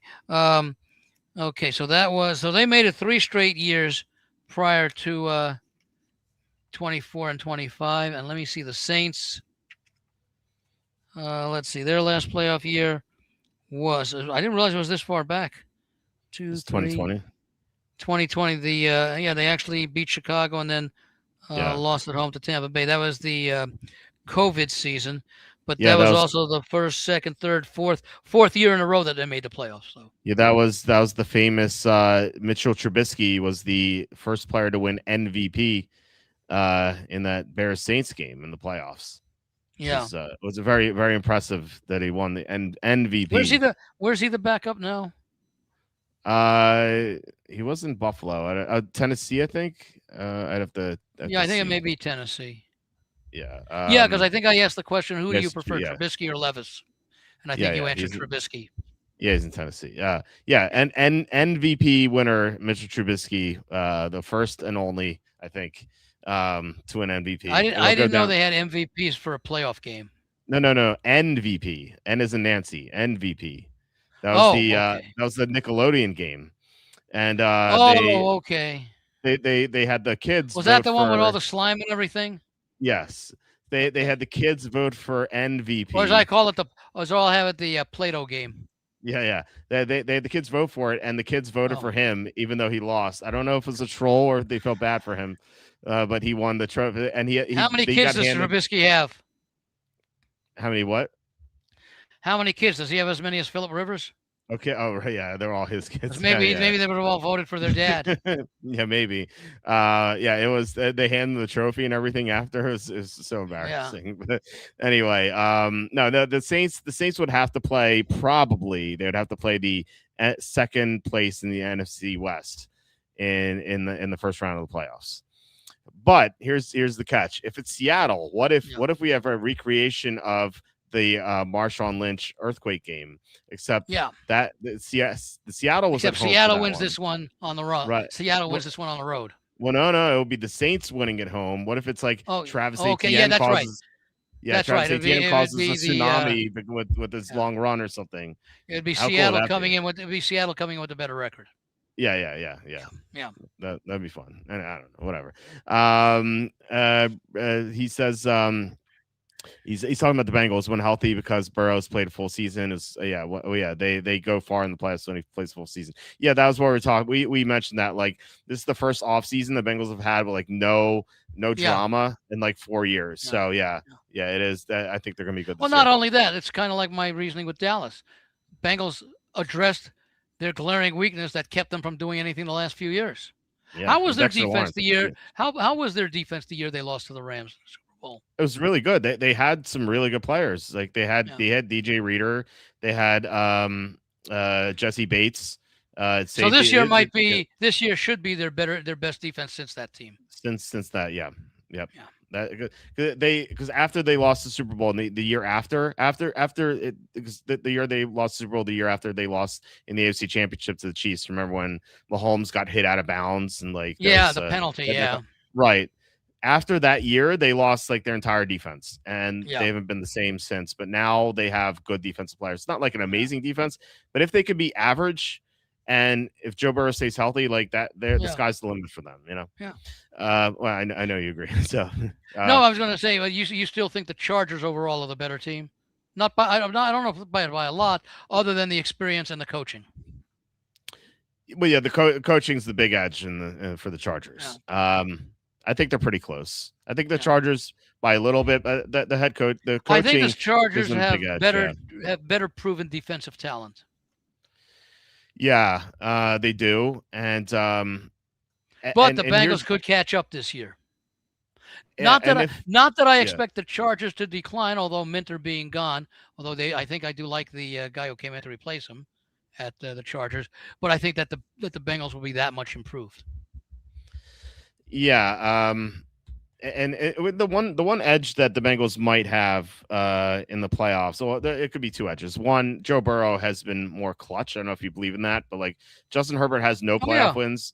Yeah. Joe Burrow has a bunch of playoff wins. Yeah. The other thing is if the Bengals get the including did they was it Kansas City they beat? Yeah, they beat to make it to the Super Bowl. Yeah, they beat the Chiefs in overtime. Yeah. If is that like 38-35 or something, or it was overtime? Maybe 27-24 or something. Yeah, the Bengals are down 17-0 and they came back. Yeah. And so if And the that was Bengals on the get, road, wasn't it? yeah, it was. If Yeah. the Bengals get the home game between the Chargers, they would play in freezing cold, and you'd have Well, that's the old Ice Bowl, or the freezer bowl. Yeah, Freezer Bowl. Yeah, Ice yeah, Bowl yeah, was the Packers and the yeah, Cowboys. So they yeah. had to come up with another name. So yeah, the Freezer Bowl Yeah, that or Ice was Bowl 2. yeah. How cold was the I freezer believe it was bowl? -20 was the game. It was the wind chill. Yeah, that was that's insane. So Coldest game imagine, I've ever been to, I think, was like a -4 wind chill. really, yeah. I'm seeing -59 degree wind chill Yeah, for the freezer bowl. That's at one crazy. point. Yeah, Yeah, that's crazy. So that could be a huge edge for them. So yeah. anyway, we can go to the final division here, which is the best division in football. Yeah. Or at least That's why we has put it been. last. Keeps all That's the right. listeners and viewers. That's right. That's right. The Rams are +100, so Eagles. even money for the Rams. Seahawks are +200. The Niners are +310, and the Cardinals can't be priced highly enough. They are 30-1. Who are you? Do you have any interest here? I really don't. Yeah, San Not- Francisco +310. 310. Okay. All right. Let me see if they're better on DraftKings. On DraftKings, no, they're 305 at DraftKings. Yeah. Okay.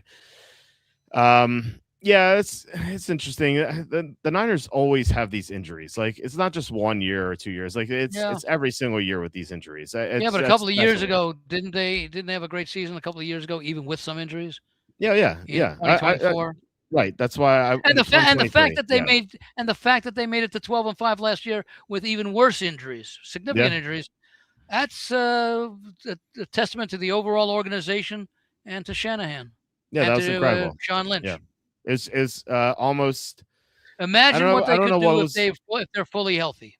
Yeah, I don't know what was more impressive: the Niners at 12-5, the Chargers at 11-6, with all their injuries. They were both pretty impressive. Yeah, yeah. No, number one, because of the significance of where the injury was on the Chargers, it may have been the second most important position other than quarterback. Mm-hmm. Okay, and compare that to the number and positions that the plus that injury was from training camp, and it was number one and number two that they lost at that position. Okay, because wasn't Alt the third? Was he the third guy who moved over when the backup got injured after Slater?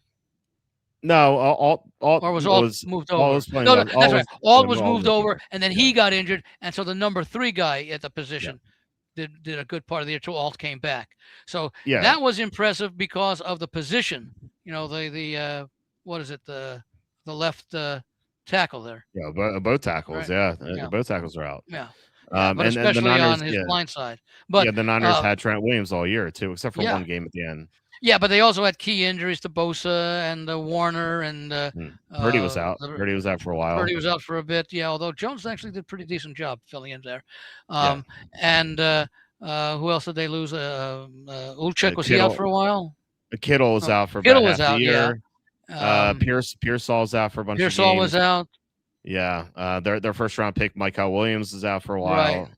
Was Ayuk with them at all last year? No, he didn't play. Or did he sit out?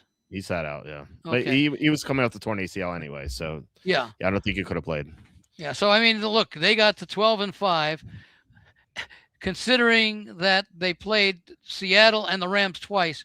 That's as good an accomplishment as any. It's almost as good as what I consider to be Belichick's best season was a year in which they didn't make the playoffs. Oh wait, when Brady got injured in the first half of the first game, I think against Kansas City, and they still went 12 and what's that? Bernard Pollard. And who was the guy who took over the UCLA quarterback? Matt Castle. Matt Castle, yeah. Yeah. and they went 12-4 and lost out on a wild card. I believe it was to the Jets. Yeah, because that was Brett Favre. Sorry. No, was that that was the next year? No, maybe they lost out to Miami. It was So I forget. I thought that was one of the best coaching jobs in history, especially coming off the perfect regular season.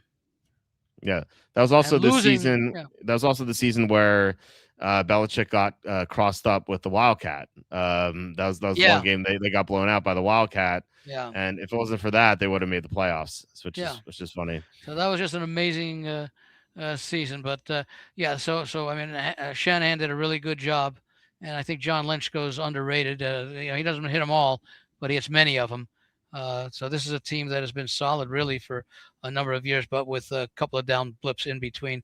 Between Harbaugh and Shanahan, I think probably they had some down years.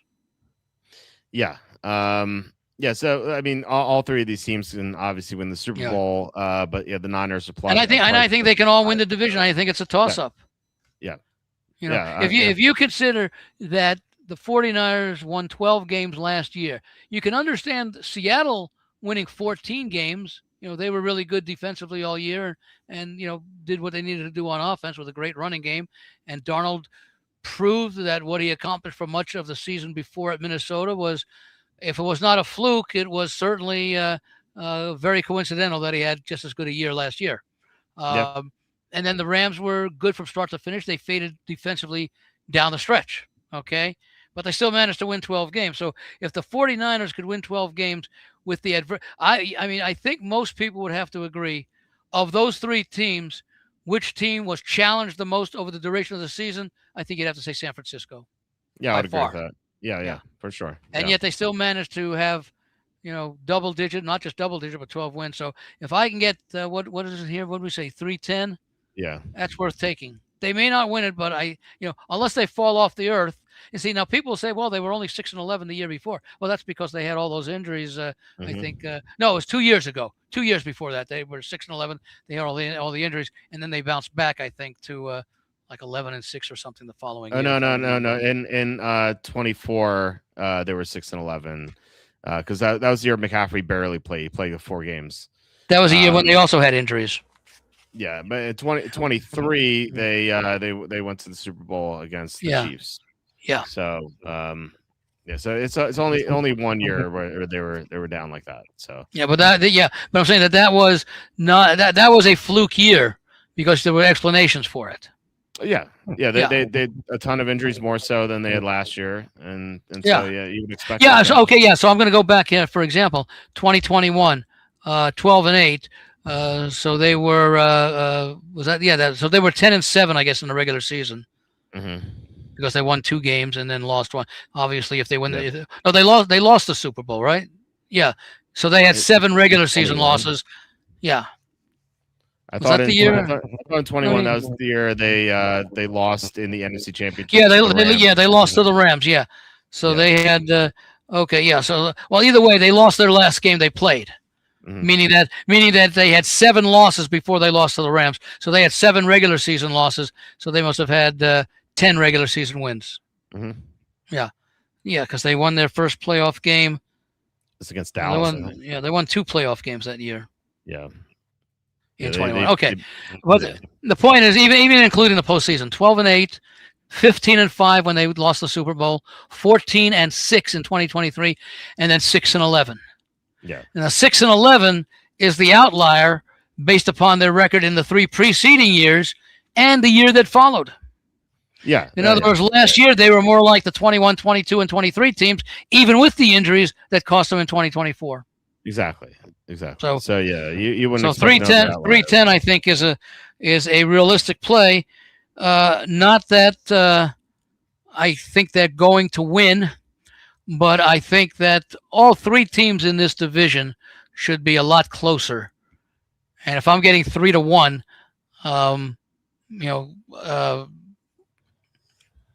that seems to make sense.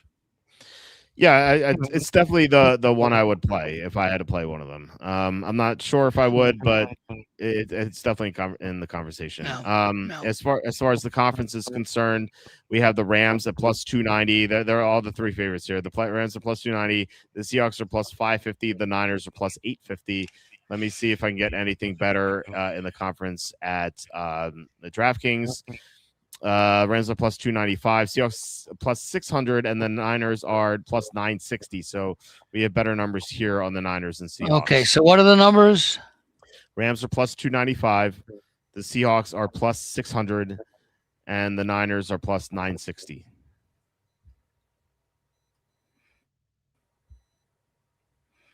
What'd you say the Seattle was?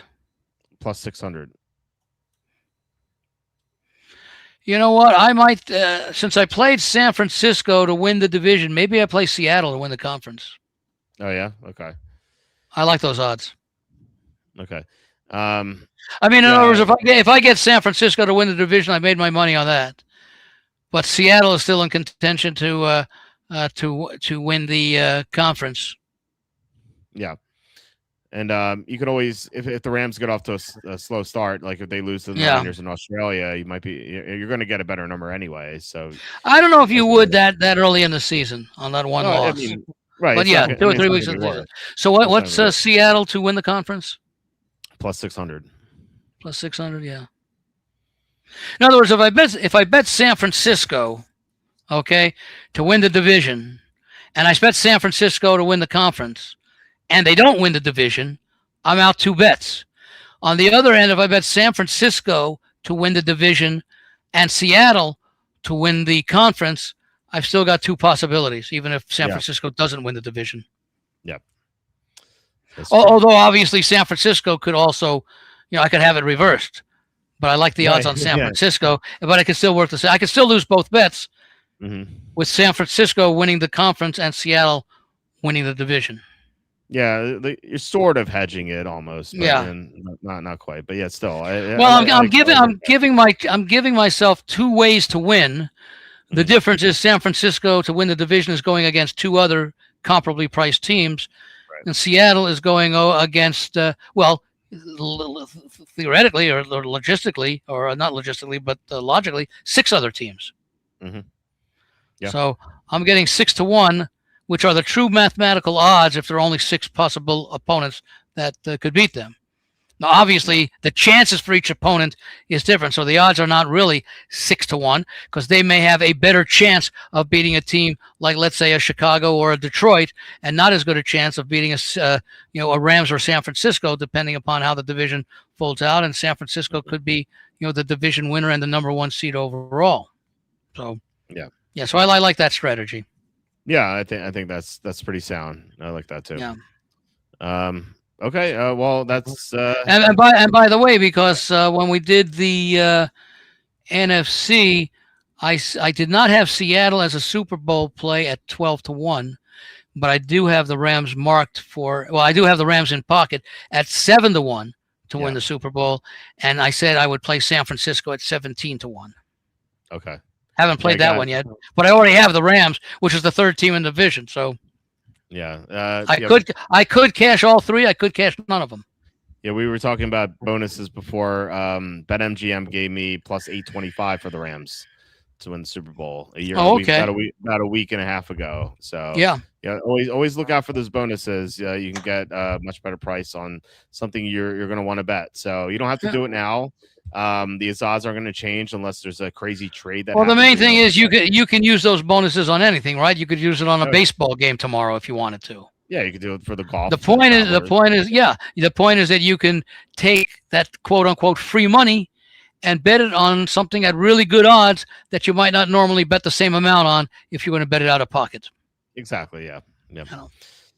So that's it's a wrap for the divisions and the conferences. Do you have anything else? We have we're 13 minutes until we get to 3 hours. So I didn't realize we're that close, but we did spend 40 minutes in the warm up.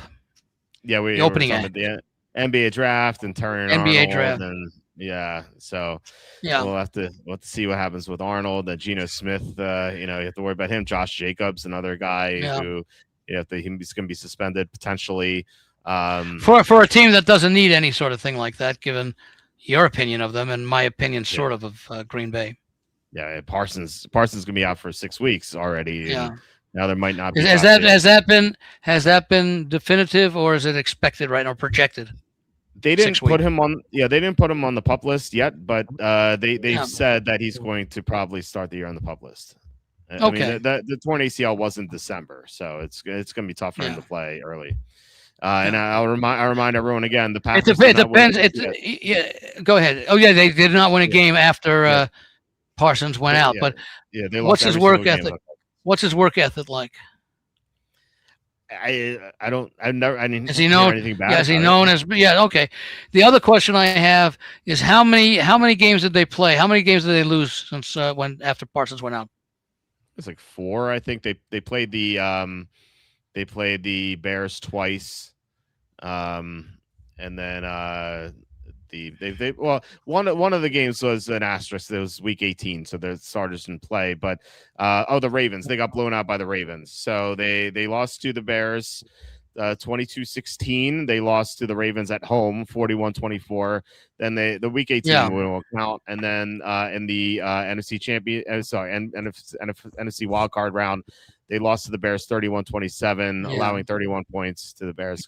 You would think if Parsons was there, that wouldn't have happened. So, Well, they lost the last 4 regular season games at Denver, the Chicago overtime, Baltimore, and then at Minnesota. yes. And in only one game did they leave. Well, yeah, we'll throw out the Minnesota game, but because Minnesota wasn't playing for anything at that point, they'd been eliminated. No, the gave up, Packers played their backups anyway. Yeah, they gave up 16. They gave up 22 in the loss at Chicago in overtime to start that streak. No, second game. They gave up 34 to Denver and 41 to Baltimore and 31 in that playoff game. Yeah, huge difference. So he was clearly missed. We don't know. He probably would not have played in that Week 18 game. Right. And so the only game was that first overtime game against Chicago, where he might have made a difference because it was 16-16, and they lost 22-16. So the defense Bears came back. Yeah, the defense played reasonably well in that one. So we don't know what the result. Well, that was the Thanksgiving Day game, wasn't it? No, that was Detroit. That was Detroit, Chicago, I think. Yeah. Yeah, that was no. Detroit, Chicago was a year ago. Which was the Thanksgiving game? It wasn't Chicago. That was the Packers line. That's Packers Lions. Yeah. Yeah, that's what I'm saying. Okay, yeah. So it was the okay, yeah. So it was Parsons was there for that game.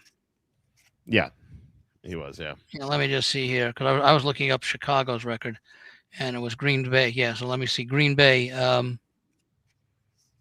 They beat Chicago at home on. Green Bay was at Detroit. That's the game they won on Detroit, and Chicago, of course, went on unfortunately for Evan to lose at Philadelphia the next day, and then Chicago played. I think it was Detroit the following week. Yeah. So. Or Green Bay the following week, rather. Yeah. Yeah. Right. Okay. Yeah. They allowed 2 comebacks to Caleb Williams. They had no answer for Baltimore's offense. And I mean, Parsons is such a great player that you're going to have that sort of regression without him. Yeah. So I'm not a fan of this team this year at all. All right, let's try the camera again. I don't know. We lost count on how many times. Oh well, we're probably over 14, and we're probably over 14 and a half. Let me try it again. Yeah. By the way, I see. We have what 8 minutes left. I have I'm up to 19,000 words in my book. So and how many more games was that? How many games have you gotten written already? What is this with this? I'm through week 3 of the NFL. So but how many games is that? Just NFL. We had in total games. In total, 6, 7, 8, 9, 10, 11, 12, 15 in total. Oh, okay. Yeah. So 15 bad beats. I just wrote about Niners because we just talked about the Niners. I just wrote about that Niners Cardinals game where there was that phantom safety. Oh, was that the 17-16? 16-15, yeah. 16-15. Okay. Yeah, the phantom safety, and that was so brutal. That was the game Nick Bosa got hurt too. All right, I'm still having problems with the camera. Okay, well, maybe as long as the audio works. Yeah, as long as the audio works. Yeah. Yeah. So, I forgot about some of the stuff that happened in these games. It's like truly unbelievable. Now, did you rewatch those games, or just read the highlights, or I rewatched the games, or remembered the games? No, I rewatched the games. No.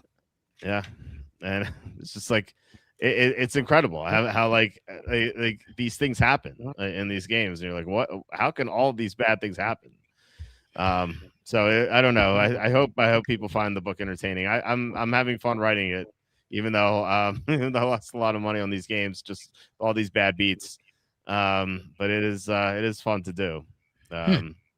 So I don't know. I'm having a good time. The game that I've written the most about was Rams Eagles. Was 2,900 words. That was the game where Jordan and Dave. Oh, Andy's off. I'm just talking to myself here. Yeah. So I mean, if you guys don't know what I'm talking about, I'm writing a book called "You're the Bad Beat" because we had a winning season last year. We had a really good season, but I had so much bad luck in the games I lost. Like we could have had like an incredible year. So even just like we had a good year, but no, it could have been incredible. And I'm through 3 weeks of the season so far, and I've written about 8 games in the NFL for the first 3 weeks of the season. About like how bad the bad beats were, which like it was the Rams Eagles was the game where Jordan Davis blocked the field goal, returned it for a touchdown, and the Rams are plus 3.5, but they didn't cover. Andy's texting me. I don't know if he can't get on or something. Let me see. Logging out, then back in. Okay. Yeah. So yeah, the Rams were plus 3.5 in that game. And I bet the Rams is one of my top plays of the week. But I think my top play of the week. And the Rams are up 27-6. Like they were, or sorry, 26-7. So it was 26-7. Like they were dominating the game. The Eagles could do nothing. Like Jalen Hurts had like 18 passing yards at halftime. The Rams full control of the game. And then the Eagles got going. You know, they scored a couple touchdowns. They actually took the lead. But the Rams were never not covering that game. They always were covering the 3.5 after the first quarter. And then there's Andy. And he's back on, the wheel spinning. There we go. Weird because I'm not moving and have no idea what it is because the camera works all the other times. The audio really doesn't much, and the connection seems to be fine. Yeah, I was talking about the Eagles Rams game and how the 27-6 lead or whatever it was. Yeah, 26-7 lead. 26-7. Yeah, Jordan Davis blocked the field goal with 0 time remaining. He could have just gone down. Of course, he had to score the touchdown, and the Rams somehow didn't cover. Let me read you the stats in that game. The Rams outgained the Eagles in that game 356 to 288. They outgained them yards per play 5.4 to 4.6, and Jalen Hurts in the first half 18 passing yards. Yeah, the Rams somehow were the final 3 quarters. They were always covering. No, they were never not covering. Yeah, and that they lost at the end. So that's pretty. They not only lost the game, they lost the cover. They lost the cover. Yeah, it was 2,900 words I wrote about that game. So it was fun. How many of those words are suitable for broadcast? I don't. Maybe it's easy for how many are not suitable for broadcast. I don't curse. I don't like to curse. I've two small kids, so I try not to do it. No, but that's the written word we're talking about. I know, but still, I try not to do it because because if you do it. If I do it like when I don't see them, then then by accident I'll do it. So I just try not to. So you mean that once the book is written, you're going to buy copies of them for your son and daughter, have them read it, and then you don't want them to see the bad words, right? I read it. Or you're going to make them buy the book themselves. Yeah, they have their stock accounts are doing pretty well. So I was going to say they get an allowance, right? Or the will, one or the other. Well, I'm sure they will. Yeah, we'll see. Right now they get anything they want. Yeah, I have a rule. When I take them to the grocery store, I say you can get one thing each. So whatever you want, it could be a snack. I'll bet they've never picked spinach. No. I'd say candy or cookies. Or sometimes they'll have like a toy section. They'll get like a bubble blower or something. So I say you got to choose, and they look at marshmallows. Do you really want the marshmallow? Is that the one thing you want? And they're like, no, we'll find something better. So I kind of want them to make decisions, So it's fun. But yeah, I try not to curse. My wife cursed like a sailor, so maybe it doesn't matter. But yeah. So yeah. Anyway, there's no cursing in the book. Does she curse around the kids? Oh yeah. Oh yeah. It's I give her What are you looking to be, the good parent? I don't want to. I don't know. I don't want to do it. I think Oh. there's no need to do it. I don't know. It's never really Yeah, much of they'll a be doing personal it on their interest. own anyway once they get into like fourth or fifth Will grade. be. My son's Yeah. already doing it. Oh, Yeah. So I mean, yeah. Here's my wife doing it. So it's maybe well, it's a yeah. lost Well, if cause. he hears your wife doing it, Yeah. his sister hears him doing it. Yeah. He has older cousins too. Like Oh, yeah. I've he has three cousins who are 12, 12, and 9. So You know what? What about telling them what the word is and say it's being used generally to express displeasure or frustration, and it's a word that you shouldn't use as much as possible. That I way they know, know but about it. he's not gonna listen to me. This is Well, 4. He's 4. So it's a lost cause, I think, at this point. But anyway, all right. Do you want to touch on the logical I'm just approach.com? waiting till he gets around with his kids and they start doing curse words. He says, "Oh, my mommy says that word all the time. I've never heard my daddy say it." Yeah, we'll see what happens with that. We do play video games together. It's fun. But anyway, do you want to touch on the logical approach.com before we head out? Yeah, I'm still working on getting the daily selection up there. It slips my mind because it's just baseball every day. Okay. Because I don't really, I mean, I watch the World Cup, but I don't really bet it, other than betting draws, which we're running out of those because they're going to start getting into the knockout round. But they've Right. bed extremely profitable so far, Oh wow. especially Okay. if you had that I think there were 1 or 2 days where all 4 games were draws, and if you parlayed them, you'd own an AI company right now. But Jeez. yeah, no, these things that I have, if you scroll down a little bit, I think we showed it last week, the information about my newsletters and things like that, Okay. which right above that. Right there. Yeah, right below the clock. Okay. In the blue, dark blue, is that purplish blue, whatever? Yeah, that's the thing there. Yeah, and that'll, they can go take a look at samples of what the newsletters look like and all that. If they're interested, if they have any questions, they can send me an email. That I think link is there somewhere. Okay. And yeah, I think it's probably up there near the. I don't know. It's there somewhere, but but in any event, that's pretty much what I'm working on now, getting all that done. And hopefully, I thought I could do it last weekend, but I didn't have the time. A couple of things came up, but I'm going to put information up about the contests and the proxy services, and I will have links to the rules for each of the contests and highlights of the rules, so that I think I mentioned last week. That Westgate contests are good to go. I don't know if I had mentioned that to you. I saw that in the email. So yeah. Okay, yeah. So they're going to have their college contest. They're going to have their Westgate Super contest. That one, of course, as they did last year, that entry fee is the college contest is $500 for 7 games a week for 14 weeks. I think it ends Thanksgiving weekend. Then you've got the Super contest, which has the $1,500 entry fee. You pick 5 games a week. They've got several in-season mini contests. They've got the Super Contest Gold, which is identical to the regular Super Contest, except it's a $5,000 winner-take-all contest. And then they have their version of Survivor, which is like the Circa one. The difference is you don't have the Thanksgiving week split into 2 contest weeks, nor the Christmas week into 2 contest weeks. So the Super Contest Survivor is 18 weeks. You pick 1 team a week to win straight up. You can only use a team once. That's a $5,000 entry fee, and that's like the Circa Survivor, winner take all, last man standing, however it is. Mm-hmm. And if I believe, I'm not sure. I think that unlike the Super Contest, where they do have tiebreakers for people who tie for first in the pick 5 over the 90 picks, I believe that much like Circa, if 5 people go 18-0, they would split whatever the prize pool is. Unlike Circa, which guarantees $20 million in their Survivor contest, I'll get to that in a minute. The Westgate does not have a guarantee. I think they had, I'm trying to remember what they had last year. I think they had about 69 or Survivor entries. I forget exactly what it was. It was some number that they did nicely at the $5,000 for the first year, considering it was going up against the Circa, which introduced a new contest, but considerably more than a $5,000 entry fee.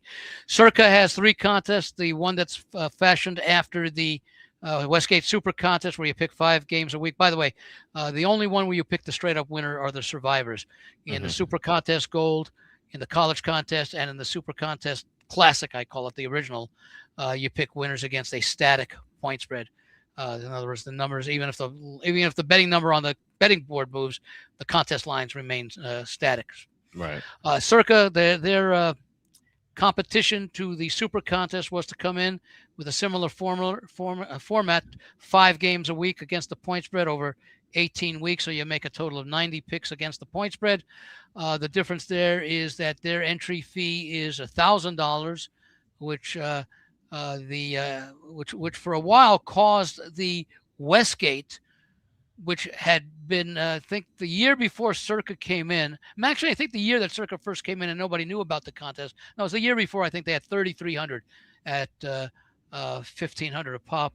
When Circa came in and used $1,000 as their entry fee for the pick 5, the Westgate ultimately came down to 1,000. And last year, they went back up to 1,500 because they had lost so many contest entries to the Circa. Number one, because of the $1,000 prize, but also the fact that Circa paid 100 places and had many more mini contests. So Westgate does have 11 mini contests, but the Circa has a quarterly contests which pay more. They pay like the top 3 or 4, and they pay more than the Westgate pays for their. They've got 6 3-week contests, 3 6-week contests, and 2 9-week contests in addition to the full season contest. And the prize pool, whatever the entries are, there's no rake, but there's no guarantee, unlike the Circa, which guarantees $6 million for the Circa Millions, which includes the 100 places. First place is $1 million, and then they go down from there. They pay 100 places. They also have 4 quarterly prizes, and then they have a booby prize, which is the worst record over the 90 selections for the season, and also for the selections for the quarterly contest. They have 1 booby prize winner. Then they have the 2 Survivor contests, the regular Survivor that we've talked about. By the way, the $6 million is the guarantee pool, so they need 6,000 entries. Last 2 years, they've gotten a little bit shy. So let's say they had 5,800 entries at $1,000 each. That made the prize pool $5.8 million, but because the guarantee is $6 million, Circa kicked in the missing 200,000, or they added 200,000 to get up to the $6 million. If they do get more than 6,000 entries, any excess, 100% of the excess of the 6,000 entries gets 100% put into the prize pool, but it gets added to, I believe it's the quarterly prize pool, not the 100 places. So the quarterly prize pools, if they get, say, 6,500 entries, that'll be what, an extra, I say 6,500. That'd be an extra $500,000 that would go into the quarterly prize pool. I think evenly distributed. The Circa Survivor. I'll say the difference is a Circa Survivor and Circa Grandissimo. Difference is the entry fee. $1,000 for Circa Survivor, $20 million guaranteed prize pool, $100,000. So Walters, if your stock is really doing well, you can get 1 or 2 entries there, that guarantee prize pool is $4 million. Interestingly enough, in the first year last year, they had, I think it was like 60-something entries maybe, and they had, I think, a $6 million prize pool. In Survivor, they do have 20 weeks in the contest if it goes the full season. Again, you pick 1 game straight up, 1 team straight up. You can only lose a team once. And by the way, if your team ties or loses, that entry is eliminated. I believe in the Circa Millions, you can get up to 10 entries. In the Circa Survivor regular one, $1,000 entry, you can get up to 10 entries. If you happen to lose on the Wednesday or Thursday game, you can rebuy those entries.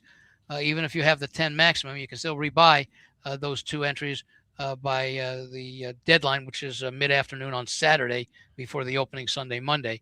I think you're limited to 3 entries in the Grandissimo. So if you do really well in your stock, or you happen to have been one of the 4,400 instant Elon Musk millionaires, you get 2 or 3 $100,000 tied up and have your shot at least $4 million, and probably larger, because I think a lot of the poker players will be in that $100,000. I think that was the case last year, entry fee contest, and also a lot of the highly paid football fans amongst corporate CEOs. Yeah, the janitors who work at SpaceX will be playing that this year, I'm sure. Well, I don't know what their regular salary is, but you might have a couple of them team up. Well, I mean, if they had stock in SpaceX, Yeah, Well, they'll definitely. stock and whatever. Yeah, well, I think a lot of them were giving them like as bonuses or something. I don't know exactly what the structure was, or I think a lot of the employees probably had stock options. Yeah, it's pretty crazy. So, By the okay. way, where's the stock selling right now? When I looked at the end of last week, it was down to like 199 after being Oh, as high it's as 225. SpaceX is 155 right now. Oh, so it's back to where it opened. It opened 135. No, Yeah, sorry, it opened 150. The buy-in was 135. yeah. The insiders got 135. Yeah. Yeah, it was that's no surprise. I predicted that would happen. It's just a question of when the sell-off would begin. And in fact, let me check now. Let me see. SpaceX. Let me see. Okay, yeah, they're at 154 right now. Their high for the few weeks that it's been trading has been 225, which I think they achieved. Yeah, their low has been actually 147. The stock opened, I believe, at 150 trading. Okay. So yeah. either way, it's good to be an employee or a shareholder. I know. Yeah. Either way. Yeah. Exactly. Yeah. All right. Well, But those are the contests, and I will probably have them up by Monday morning. Okay. Sounds good. Those I'm going to shoot are earlier. those are the divisional and conference. Yeah. By the way, let me mention one other thing about the Westgate. They did announce that they are not planning to have a super contest weekend this year. So for people who might be interested and are familiar with the Westgate and like to come in on super contest weekend, where in the past they would give away free entries to the contest, if you made like a parlay wager, like a $20 parlay wager, you get free tickets. If you already purchased an entry, they give you 10 free raffle tickets. So they're doing away with that this year. And I think a lot of that has to do with the fact that Caesars is going to be taking over a lot of the operations during the course of the season, assuming they get gaming approval, and that the Super Contest will still be run out of and administered by the Westgate, and it'll still be known as the Westgate Super Contest. I think the sports book itself, while Caesars will be handling the wagering part, I think they're still going to go by the Superbook, the Westgate Superbook, powered by Caesar Sports. Okay, that makes sense. But I think if you've got futures at the Westgate, Caesars will pay them off, and I would imagine they'll probably be able to cash them at the Westgate, since it'll be Caesar's operation.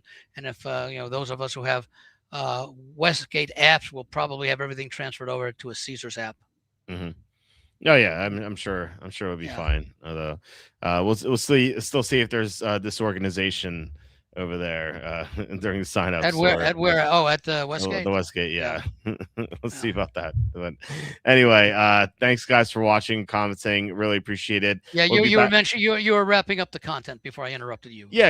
I was saying those are divisional and conference bets that we like. So yeah, like I said, thank you for watching. Please hit like, subscribe, comment. But by the way, let me just those bets that we like. I know in my case, it's a few bets that I've made, but mostly bets that I like and I'm likely to make, or certainly considering. I don't know how many of those bets that you put out are in the haven't yet made yet versus they've already made or are considering the others. I haven't made them yet. I will be betting some of them. Yeah. Just want the people to know that, and we'll share as we bet them. We will share that. Remember when we talked about this bet?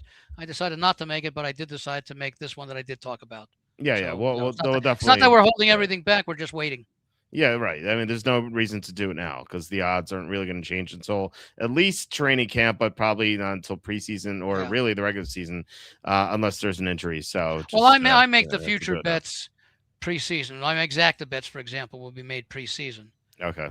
But I don't necessarily mean that I'll wait till preseason week starts. But I mean, basically during August, maybe some in July. Okay, makes second sense. Half of the month. Yeah. Okay. But yeah, visit walterfootball.com for tons of content. We'll be back tomorrow with Mike Lucine from NFLRoughtDraft.com. We will be doing a fantasy draft. And last time he was on, we were talking about TV shows as well.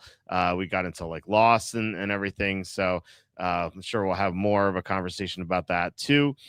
So it should be fun. And then Friday, Tom will be on again from his he was off last week for Father's Day, but he'll be back this week. I was going to say, will Tom be on from Parts Known? Yeah, Tom actually, by the way, he has a baseball future he loves, World Series future that he loves. He's been talking about it for a while now. A while now being the past few days, but still, he's talked a lot about it, and he'll share it on Friday So you'll I get thought to he's see already it. been. I thought he's already mentioned that before. No, it's a new team. So Oh, okay. yeah, it's a good one. It's a high number, so you guys will like it. I think we'll see. But yeah, we'll talk about that on Friday, and then normal schedule next week. So I'll tell you a team to keep an eye on that might be worth a future bet to win their division is the White Sox okay, in the AL just Central. division, no AL winner or Uh, right now it's hard to see anyone beating the Yankees. They've got 47 and 31. Everybody else, I think Tampa actually has the second best record. But if you take a look at the division leaders in the Central and the West, they're basically 500 teams. White Sox And plus beyond the 210. Yankees and Tampa. Is that what it Yeah, is to win the division? yeah. You know, Here it is. Let me they've got see. such little experience, but we're halfway through the season. Yeah. What are they? 45 and 37 or something like that. Mm-hmm. What the White Sox Yeah. are now. Let me quickly check on that. They are. They're plus 180 on here. DraftKings, so 210 is the better number of these two sports books. Yeah, they are right now 41 and 38. That's a 1-game lead over the Guardians, and all the other 3 teams are under 400. Twins are 6 under, Tigers are 12 under, and the Royals are 13 under. So, despite their lack of experience, here they are through 79 games, and they're basically, they're a couple of games over 500, 3 games over 500. So, I don't know if 2-1 is a good number, but I think all the numbers in that division, probably the top 2 teams, the White Sox and the Guardians. Yeah. Okay. All right. Well, because remember, Detroit, Minnesota, Kansas City are all double-digit games under 500. Yeah. You said they're leading the division, right? So, the White Sox by a couple of games, by 1 game. Okay. They're 19-1 White to Sox win the AL. They're 19-1 to win the AL. Yeah. No. There aren't too many teams right now that I could bet. I mean, the Yankees are winning right now. Even Garrett Cole missed a good part of the season, then missed a little bit of time, not much. Max Frieda's out now for a while, and Schlittler is probably the Cy Young favorite. Yeah, Judge is out. Judge is out. We don't know how much longer he's going to be out. Probably a little bit of a while. Yeah. But they're quietly playing well. They're a flawed team, but considering they're playing without Judge, and they're still 17 games I think now over with tonight's win. So but I'll be interested. I'll listen on Friday to find out who it is that Tom likes. Okay. Well, we'll see how you react to it. But it's it's a big number, so we'll have to wait for Can that. you tell what league or not? Or would that give it away? It's the NL. Okay. Okay. So maybe you can. I'm gonna take a guess, and you don't have to tell me if I'm right or wrong.